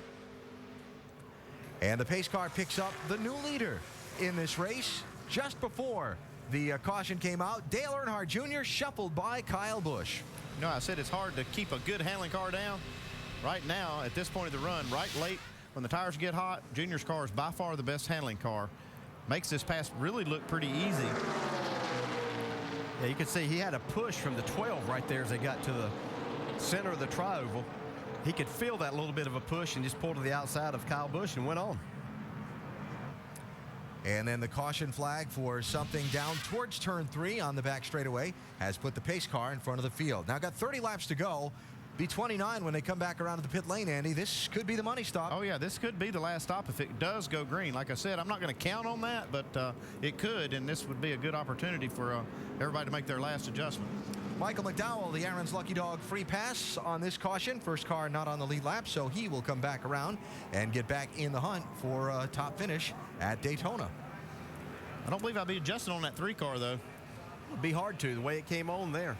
29 cars on the lead lap. Pit stops with 29 laps to go. Doc? This should be the final stop, AB, tonight. If we stay green, we're going to have triple pits. Toyota, Chevy, Busch, Earnhardt, and Harvick. And Busch slides across the white line. He'll have to back the car up, and it costs him about 2.5 seconds. They will change 4 tires and make a major air pressure adjustment. Dave. Slight adjustment for Leader Jr. It's air pressure in both right side tires to help tighten it up on the short run. Shannon. Kevin Harvick says, snug me up, right side air pressure, track bar only for the 33. Mike. Justin Allgaier wants to be tightened up as well. They'll make a 4-tire change to Kansas Sunoco race fuel, and they'll put a ½ pound in the right rear on the 12. Brad Keselowski overshot his pit. That first stall down toward turn 1, that cost him some time. Yeah, Keselowski and Kyle Busch both slid through their pit stalls. And a tire, too. Who's that from? That looks like maybe some of Greg Sachs's guys standing there waving their arms. That'll be a penalty for someone. We'll see who goes to get it. Yeah, these guys forgot that that the racing surface isn't the only thing that's slick here. Pit road is too, especially on those hot tires.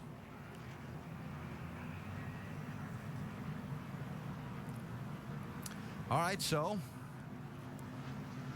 it was one of Greg Sachs's crew guys. So that'll cost the 88 car. I'll show you the championship leader, Brad Keselowski, the guy that started on the pole tonight.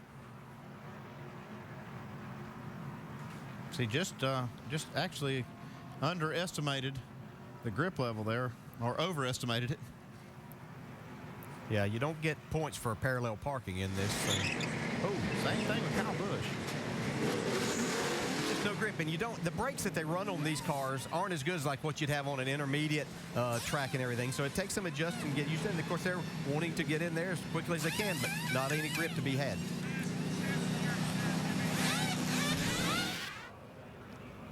Well, Michael McDowell got the free pass, but so much for that. Didn't have enough fuel. Could take advantage of it, looks like. Yeah, that's a shame. Needing to get a little help to get back into the pit area and make what should be his final pit stop. So as they cross the stripe and the scoring resets, Earnhardt Jr. winning the race off of pit road. Kyle Busch is going to come out 5th in line. Carl Edwards is up to 6th. And Brad Keselowski is down in 13th spot by sliding through his pit stall. 28 laps to go. Cleaning up from the 3rd caution of the race, the scramble to the finish at Daytona coming up.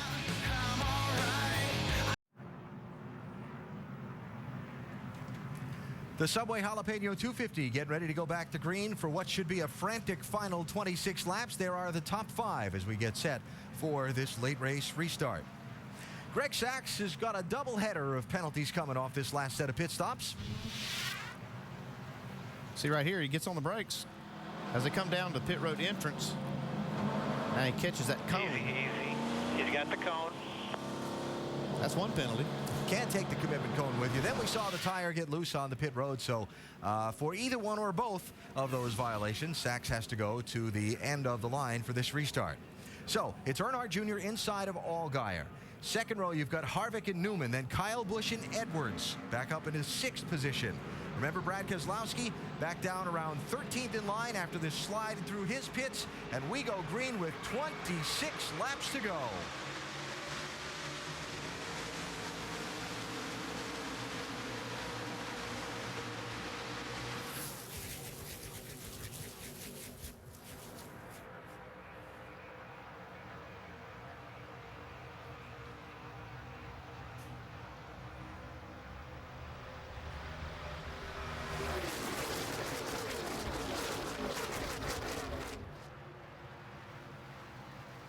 I don't know what it is about these late laps at Daytona, but you just feel the intensity build. When they wave that green feel flag, it right there, yeah, for sure. it's like, oh.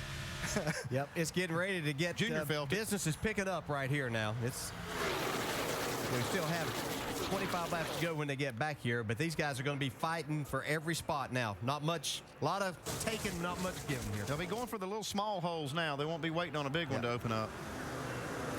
See Carl Edwards, he backed out of it earlier when it got really hot up front. He won't do it now. He'll have to go. He ducked out from behind Ryan Newman. The one car sliding back with no drafting help. Now Newman ducks into line behind Edwards. Now we got a single file line back through 10 cars. Got to admit, didn't see that coming. Give them a couple laps. They're going to be okay right here. These guys that got down to the inside, they're fine. They're hoping they can run a little bit like that before they start shuffling things. See the front bumper on Kevin Harvick's car already worn out. Sparks flying off for the 3 car. Look at that car dance around. Yeah. Wow. And Kyle Busch, remember, got shuffled from the lead by Junior just before the caution, then slid through his pits, back up in the 3rd spot, got his Gibbs teammate Joey Logano right on the back bumper. As long as the leaders can hold that yellow line, it's going to force these other cars that want to try to advance to move up. Right now, they don't want to. No, they don't, but I would say if Kyle Busch can get a run with his teammate Joey Logano on his bumper, then he'll go to that outside and try to get back to the front. And he won't wait very long in doing that, I don't believe.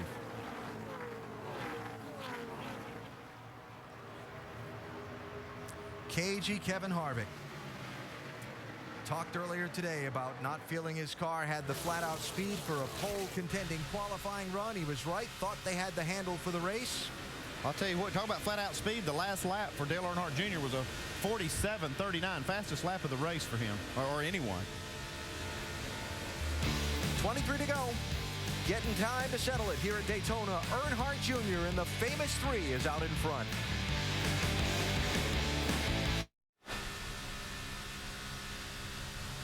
Don't forget, tomorrow morning, NASCAR Now on ESPN2 at 10 a.m. Eastern Time to get you ready for the Sprint Cup race from here in Daytona.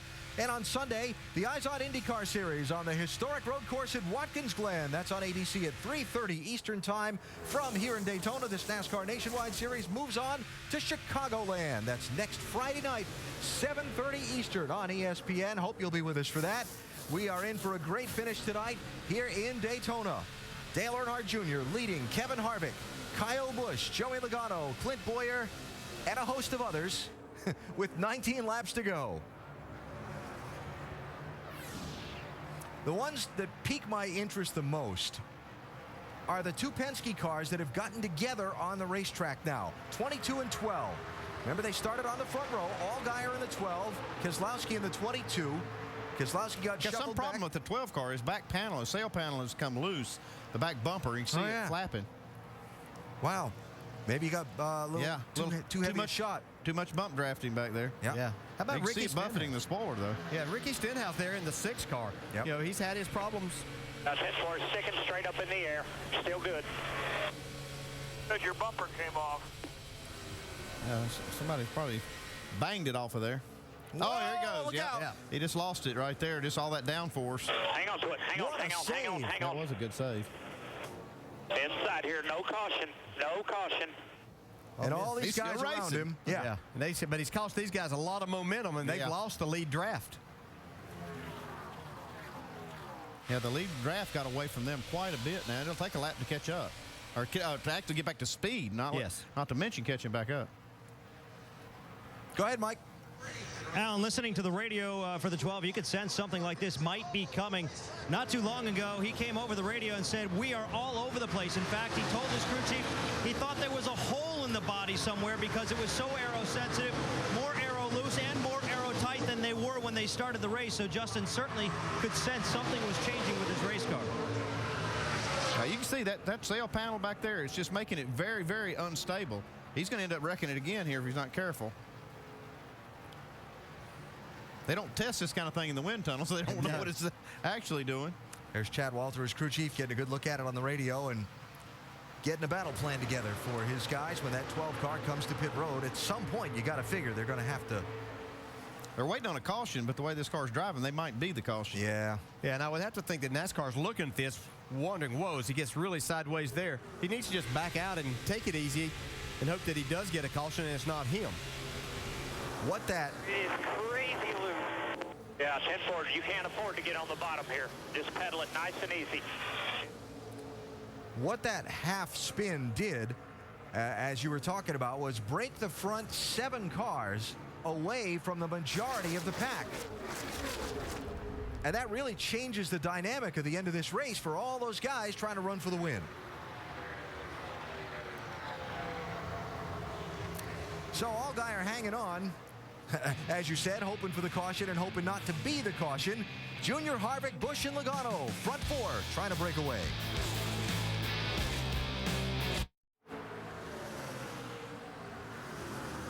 $12 laps to go in the Subway Jalapeno 250 powered by Coca-Cola. You're watching Dale Earnhardt Jr. lead this race in the car numbered 3, painted up like one of the ones his father made so famous during his glorious racing career. Richard Childress top right. One of the men collaborating on making this a reality, Tony Eury Jr., the man who prepared the car. And Dale Earnhardt Jr. behind the wheel, try to see if he can stay out in front of this very talented group of guys behind him and bring that 3-car home to victory tonight here at the World Center of Racing. I like his chances, but I'm looking back behind this group, and we talked about how those groups separated. Brad Keselowski's leading this second group back up through there. Been, the last few laps about a half a second faster than Junior, so they're going to get there, it looks like. Yeah, and they're going to get a chance, too, because at some point in time, the 18 and the 20 are going to try to get by. Kevin Harvick's going to also probably try to get out and try to do what he can to win this race. So that's going to allow them, once these guys get side by side. Clint Boyer and Ricky Stenhouse Jr., 5th and 6th, tucked up tightly together. You mentioned what a nice job Stenhouse has done tonight. Yeah, he really has. He qualified well. He drove his car smart through the first part of this race, and now he's got himself up here with a chance to get a top 5 finish. We've documented the troubles that he's had, but this is a great night for him. One thing you got to do, too, is give him credit for knowing how he needed this car to handle and getting it set up for the race and having a good handling race car, because that's what's kept him up there. Doc? Exactly, Andy. They made major adjustments on that first stop with track bar and wedge and air pressure.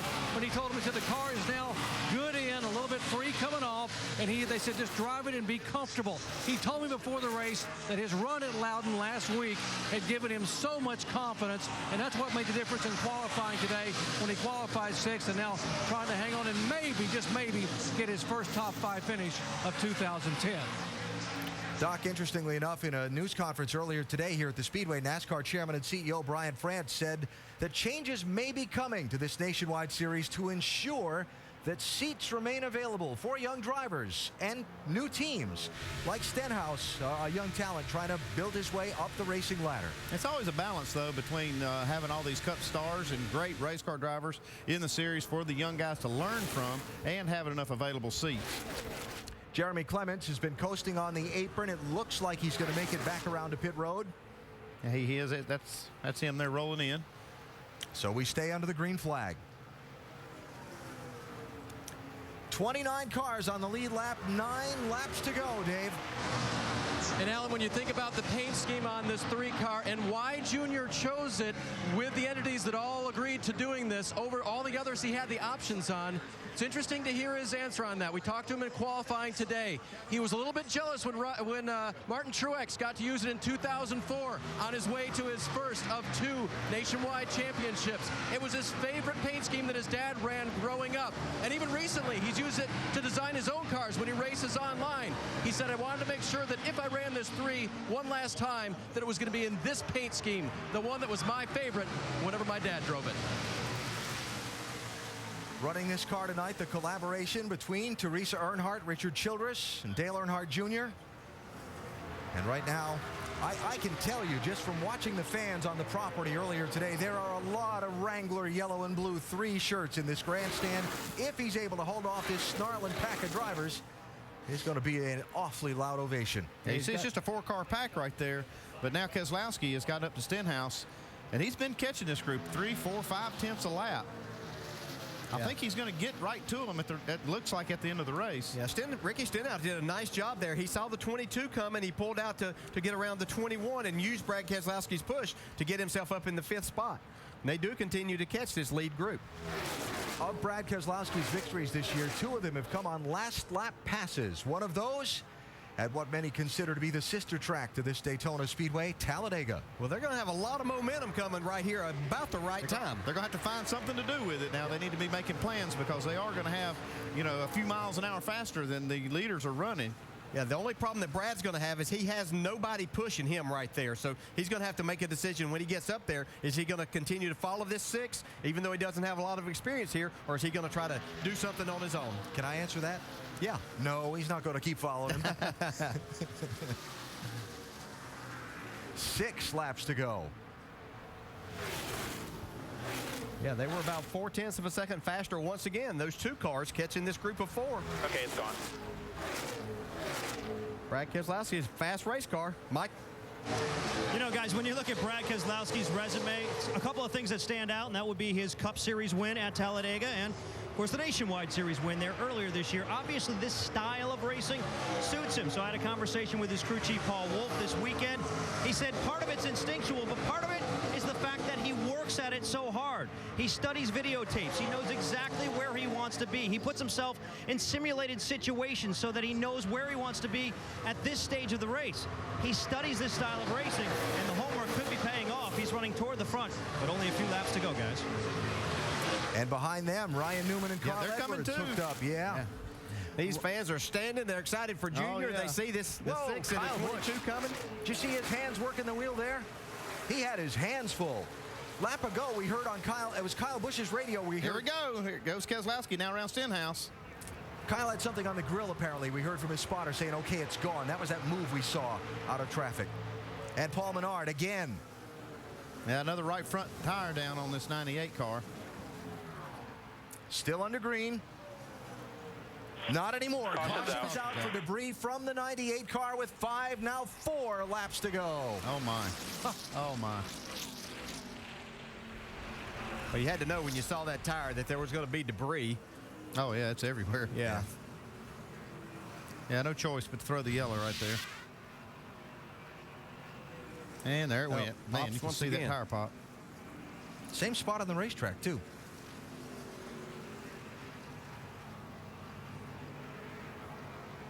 After the first one came back, got on the... Oh, yeah, look at all the debris. Yeah, there's a little bit there. Yeah. Oh, people hitting it, too. All right, Mr. Champion Crew Chief. Man. Do you pit? Let me set you up here. Got 28 cars on the lead lap. You're probably looking at, if not a green-white checker finish, a very short run. Yeah. Oh, my goodness. Let me tell you, Andy, before you answer, that I did see a crew chief yesterday and was talking to him. He said that even with 5 laps to go, that tires were going to be so important with these cars, with the way they drive, that they were going to have to come get tires. Yeah, and you see all the debris, too. That's going to probably make my decision to come get the 4 tires. If I was on the fence after driving through all this debris field, I would really want tires, but man, that's such a tough decision. And so I'm figuring that with the amount of time it's going to take to clean up all that debris, we are probably looking at a green-white checker. Yes, more than likely. The thing is, I'm looking at the lap times, and they were still running, very fast lap times, which tells me they were on the throttle pretty good. So it'll be tough. And I would say you'll see some cars stay out right here, but you're going to see some pit stops as well. Again, 28 cars on the lead lap. Here comes the field. Pit road is open. Now we find out. And Harvick looks. Kyle Busch takes it and brings a bunch of cars with him. Yes. 6 staying out at least at the front, Doc. And originally, Kyle was going to follow the leader and do only what the leader did. In fact, Jason Reckles said, if you come, we're going to go 2. And Kyle called it off, said, no, I want 4 tires if I come, and I may just come. So he did 4 tires, no changes. Let's go down to Mike. And Ryan Newman also on pit road looking for some fresh rubber. Right side onlys for the 1 car. Carl Edwards on pit road. Justin Allgaier getting that back panel repaired as best they can. I have 9 cars not stopping on this. and included Dale Earnhardt Jr., Kevin Harvick, Joey Logano, and Brad Keselowski. Oh, what a finish this is going to be. Yes, sir. Setting up for a green-white checker finish to the Subway Jalapeno 250. You're looking at the top 5 as they run. None of those drivers pitted under this late caution flag. The yellow does give Tony Raines the Aaron's Lucky Dog free pass. He was the first driver a lap down, and he'll rejoin the fray. Tony in 27th position and now on the lead lap. In-race reporter Kevin Harvick's one of the guys who decided not to pit, DJ. Kevin Harvick, Dale Jarrett, do you have a copy? Forward, Dale. Well, we're towards the end of this race. First impressions of the new car. It's been a heck of a race. They are fun to drive. They're definitely not easy to drive, but I think that's what makes it fun. It's been a fun race to be a part of so far, and hopefully we can have a good finish here. Well, now you're following that blue and yellow number 3. Are you just kind of playing a cat and mouse game with him? Do you know when you're going to try to make your move? Really like to see a Chevrolet win, whether it's us or the 21 or the 3. But we're going to get split up right here on this restart, so we'll see what happens. Okay, Kevin, good luck. Yeah. I say whatever plan he had for making that move changed when that yellow flew. One lap to go. We just heard from Kevin Harvick, who did not pit under the yellow. Let's hear from Kyle Busch's team. They called him in from 3rd, Doc. Yeah, Jason Ratcliffe, you left it up to your driver to stay out or come in. He chose to pit. Why? I think for several reasons. You could see it. Everybody was just lined up. You had what you had. And, without the track position, I think he felt like he needed a little bit of an advantage, and tires would give him that if he's going to win it. Otherwise, we were just going to be stuck there with the top 5 maybe. So I think it's a good call. We could get multiple, green-white checkers right here. And if we do, I think he's going to, look like a hero. And tires are worth a lot. I mean, the rest of these other guys have over 20 laps on their tires. So it's going to be exciting. All right, Kyle Busch rolling the dice. Dave. The 3 cars stayed out. Pros and cons in that. Tony Eury Jr., what were the pros for staying out? I mean, you got track position here, 2 laps to go. The thing you got to do really is make it back around here to the white, and if something happens, it's over. So, our car's been better on the long run than it has on the short run. So, we just took the track position. We'll see if he can hang him off and see what we can do. Good on those old tires. And Junior did request to the 20 team, have Joey push me really well, but don't spin me out. Yeah. All right, so to reset it for you, the top 8 drivers did not pit for tires. You're looking back through that at the top of the screen. Sorensen's dropping back, pitted too soon. You got Newman and Steve Wallace and Steve Arpin in the 166 and 7 that just changed 2 tires. Then Kyle Busch. By the time Sorensen drops back, he's going to be 12th for the restart for the green-white checker. Last 5 July Daytona races ended with a green-white checker, keeping the trend going tonight. Let's also mention the rules for the green-white checker. Once the leader has taken the white flag, if the caution waves at any point after that, the race is over. If the caution comes out before the leader takes the white flag on the track, then we'll try it again. Up to 3 times. Pace car off. Earnhardt, Harvick, Logano, Keselowski, Stenhouse, Sachs, green flag. Whew. Junior wanted to push, and he got it right from the very beginning. Man, Joey Logano was all over him.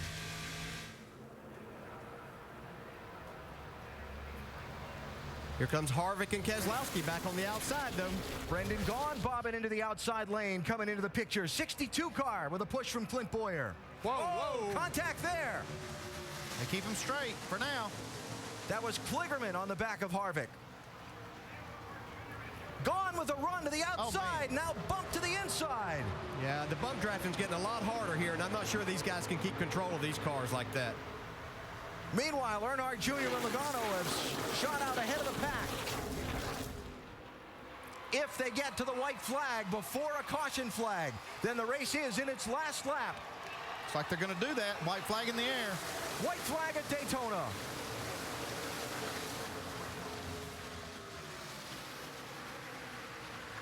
Stenhouse in the mix in the 6 car. If those front 2 get side by side, that could open the door for Stenhouse in that 6. He's had a great run all night. Kyle Busch still bottled up back in traffic. He's 11th. It's like Logano might be waiting until turn 4 here. He's getting a run right now. Stenhouse pushing. Here goes Keselowski. Got a wreck moving in the 3. high. Keep digging. Keep coming. There is a car in the wall behind them. Here they come to the checkered flag. You got it, man.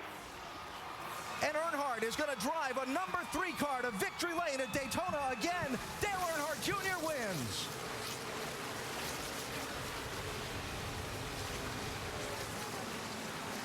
Well, but damn. Good job, guys. I'll say you again, thanks 88 crew for the pit stop. Tony Jr., I appreciate your work, man. I love winning races with you, buddy. Incredible. I don't know if it's you guys, but that's chills good work, right TJ. there. You did a good job. You guys built a hell of a race car. The car that got in trouble was Brendan Gaughan, Appreciate you, Richard. who has driven around and limped putting this across the together. finish line. Kelly. Wow. Andy, I know you didn't work on the Wrangler car, but you did work on that 3 with Yeah. Dale. It's great to see this. This is something I'm glad just to be up here to witness.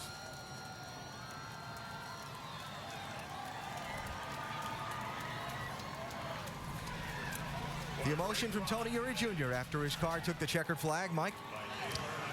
And Tony Eury Jr. collecting his thoughts right now, wiping a tear from your eye. What does this mean?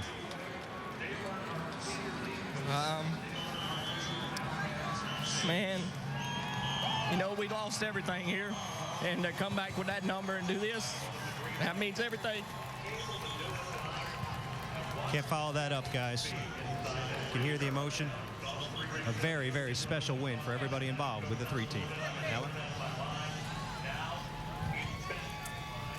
Well, I'll tell you what, we have all, I think if you followed racing for a long time, you experienced the highs and the lows revolving around this whole story with Dale Earnhardt in Daytona.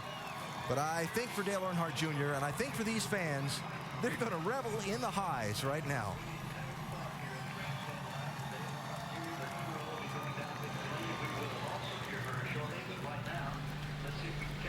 This is something Junior needed too. He did, and I'm sure he's taking this time just to kind of collect his thoughts a little bit too. Compose himself. You know, he applied the pressure to himself by wanting to do this, and then went out and took all the energy from everything there and drove this car to victory tonight. Incredible. Watching the fans' reaction, soaking it all in.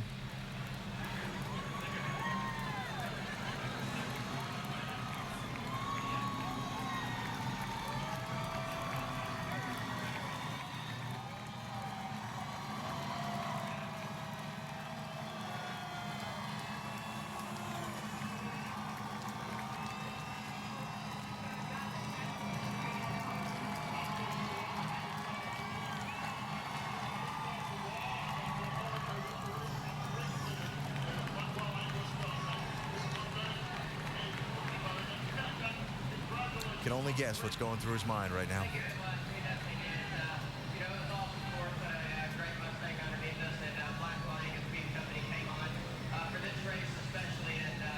I'm sure there are a lot of things, and you know, if a lot of talk about whether the 3 should be run and shouldn't, and if there was anybody deserving to do it, it was certainly Dale Earnhardt Jr. And his father would be extremely proud in a lot of ways. He picked the paint job. He told us on NASCAR Countdown earlier that this would probably be the only time he would run this number and not do it again in the future. And he has certainly gotten the most from it tonight. Now going down for the spoiler angle check before he makes his way toward Daytona's victory lane.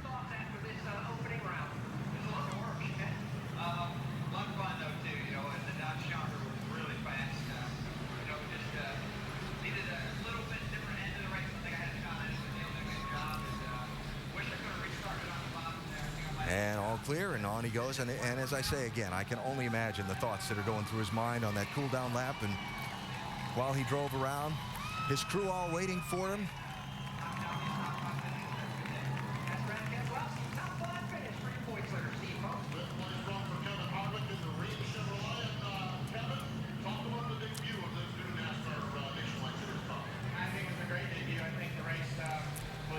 drive into victory lane for Dale Earnhardt Jr. right now. We'll talk to him and find out what those thoughts are in just a minute. Earnhardt wins at Daytona. Dale Earnhardt Jr. driving into victory lane a moment ago and climbing out of his car, much to the delight of the fans, to celebrate with his crew. After a wild finish at Daytona that saw Earnhardt Jr. hold off the rest of the pack. Now, let's take you back to that last lap and show you the trouble. Brendan Gaughan, 62, Trevor Bayne, 99. Oh, got clipped just barely by the 99. See, Trevor Bayne gets a lot of damage also. And that was all behind the leaders up at the head of the pack. The caution flag did not get waved, and the lead pack steamed to the finish line. Junior had enough to hold off Logano, Stenhouse, Keselowski, and all the rest. And Dale Earnhardt Jr. has won tonight here in Daytona. We go to our Wrangler Victory Circle now and hear from tonight's winner. So, safe to say you were anxious to get out and celebrate this great victory? Yeah. I don't know where to start, who to start thanking. Liz is so long. I want to thank Wrangler first off. I told him I wanted to run this paint scheme this year. I didn't, we weren't asking for more money. We just carve off a little bit of what we had in the personal service agreement and we'd make it work. I love working with them. They're such a great company. So I want to thank them. I want to thank, in no uncertain order, Rick Hendricks Motors, the engine program stepped it up for us, and that's what wins races here. So I want to thank those guys. They deserve a lot of credit. I want to thank the fans here tonight. I didn't want to do a burnout, tear the motor up, because we just said we got to learn what we gained on the motor, take it back, and try to figure out how we can make it better, see how the wear was and stuff. But I want to thank the fans for coming out. It was a great crowd. My JR Motorsports teammates and all the guys at the shop, the 88 crew pitted the car for us. So I want to thank them for doing that. Everybody just volunteered for this deal. So I feel lucky. I feel real lucky. I was so worried that I wasn't going to win because nothing but a win, was good enough. Yeah. Well, just for everybody in the world, if you didn't win, it was what a waste of time. Why to do it? So I worked hard to try to win it, and not only for Daddy, I'm proud of him going in the Hall of Fame, and he would be proud of this, I'm sure. And just all these fans. He has so many great fans, not just mine. This is for his fans. Hope that they enjoyed this.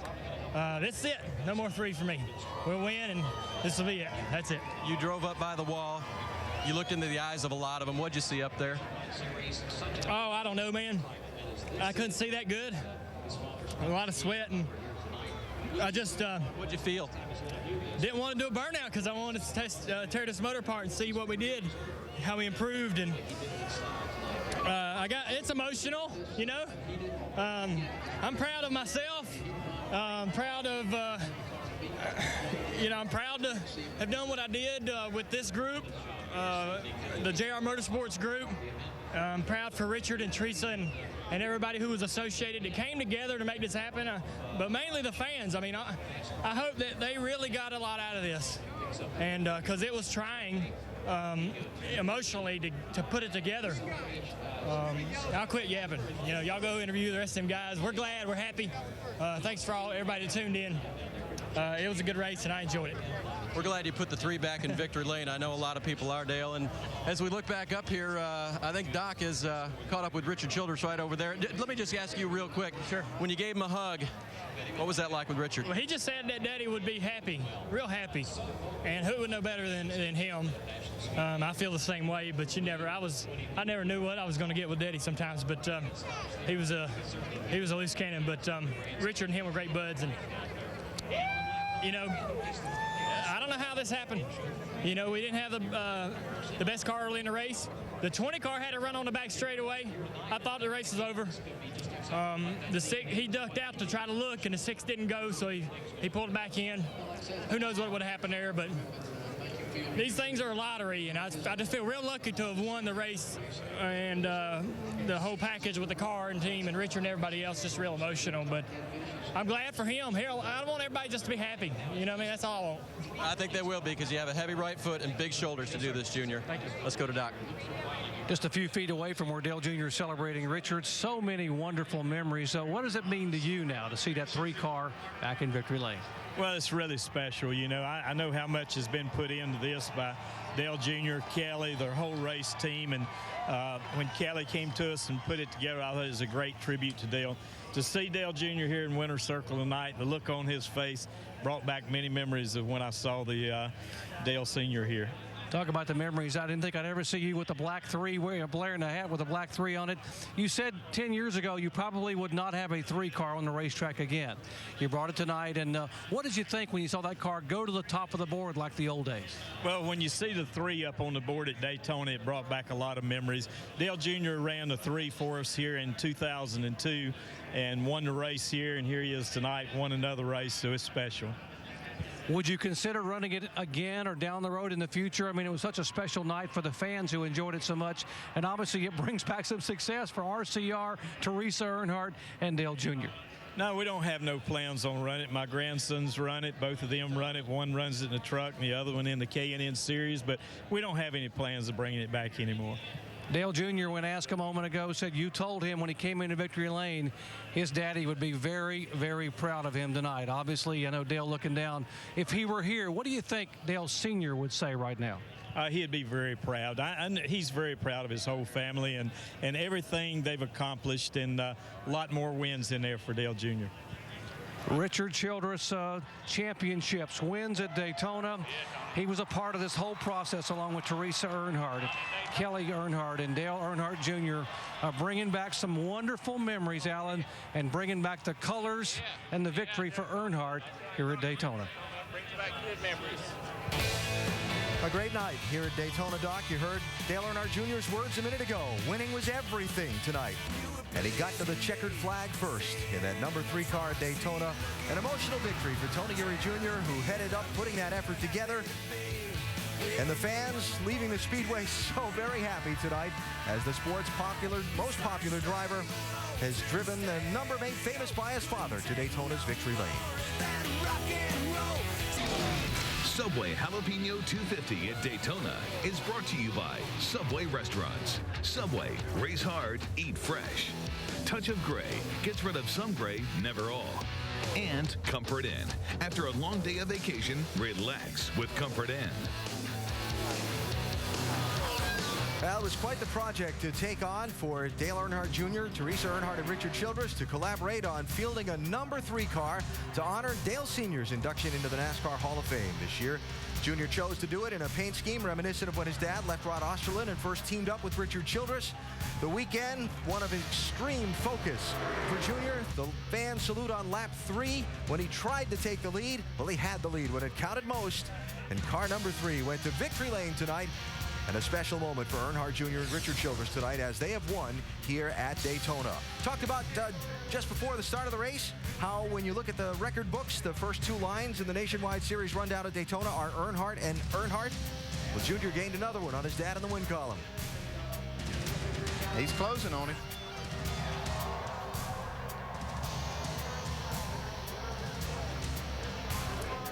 Moment of acknowledgement to the fans on the window of the car just a moment ago. And so Dale Earnhardt Jr. with that number 3 atop the scoring pylon tonight. Now, that's the big story. Let's talk about some of the other headline makers tonight. Shannon is with Joey Logano. Well, if you have to finish second at Daytona, probably the best person you want to finish second to is that number 3 car. Joey Logano, everyone was holding their breath on that last lap. What was it like for you? Man, I was trying to win it. I'm not gonna lie. I was trying as hard as I can, and I had a good restart and pushed a 3 way out there. And I said, all right, this is gonna be good. When the 6 gets back to me, I'm gonna have something to be able to pass him here. And my whole plan was to get him into 3, get the run down the back straightaways. That's where I was gaining my biggest run throughout the whole day, and get him into the turn and side draft him and try to win the race that way. And the 6 was coming to me, got to me. I was like, all right, here we go. And I started peaking high just so he knew it. And then I saw him peaking low, so I was like, he's not going to go with me, I don't think, here. So, you know, I felt like I was going to get hung out, so I went back to the bottom, and when I went back to the bottom, I shoved the 3 out. So, I guess the good news is I probably gained a lot of fans by getting the 3 back in victory lane, which is pretty cool to see the 3 back in victory lane, by the way. But I wanted to get the Sport Clips Toyota in victory lanes. I thought that'd be cooler for me. But, you know, it's cool, but you know, I want to win races. Second doesn't mean much to me in a nationwide car, so I want to have trophies. Joey Logano definitely wants to get to victory lane, but pretty cool to push that 3 there. Mike? And your championship leader, Brad Keselowski, very much in the thick of things at the end of this race. It came down to restart. You were on old tires. What was that like? Well, you know, the tires are just worn out, and Kevin was spinning his tires, Dale was spinning tires, and you just don't want to run into each other and cause a big wreck and, you know, ruin our day. So came with a solid finish. Feel like we had one of the best cars and just didn't quite catch the right brakes, but really proud of everybody at Penske Racing. They've been working hard and building this new car. Has got all these guys on overtime, and they busted their butt and gave me one of the best cars. So, you know, kudos to them, and congratulations to Dale. He's a good friend of mine, so glad to see him back in victory lane. And kudos to Brad Keselowski. His championship point lead now 277 markers, the largest lead he's had all year, Alan. A gain of 30 on the night at Daytona. As we look at the standings, talked about whether Brad would yard Carl Edwards or Carl would gain a chunk of ground. Well, kind of a standoff, which doesn't do anything good for Carl's championship hopes at this point in the season. More post-race from Daytona in just a minute.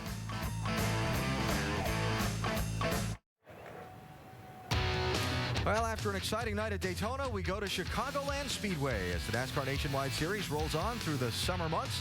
You can join us at one of these upcoming races by checking it out at NASCAR.com/tickets or the number at the bottom of the screen. Got some great venues coming up. The short track at Indianapolis, O'Reilly Raceway Park, Iowa, the road course in Watkins Glen, Michigan. The next time we'll see these new Nationwide Series next generation cars.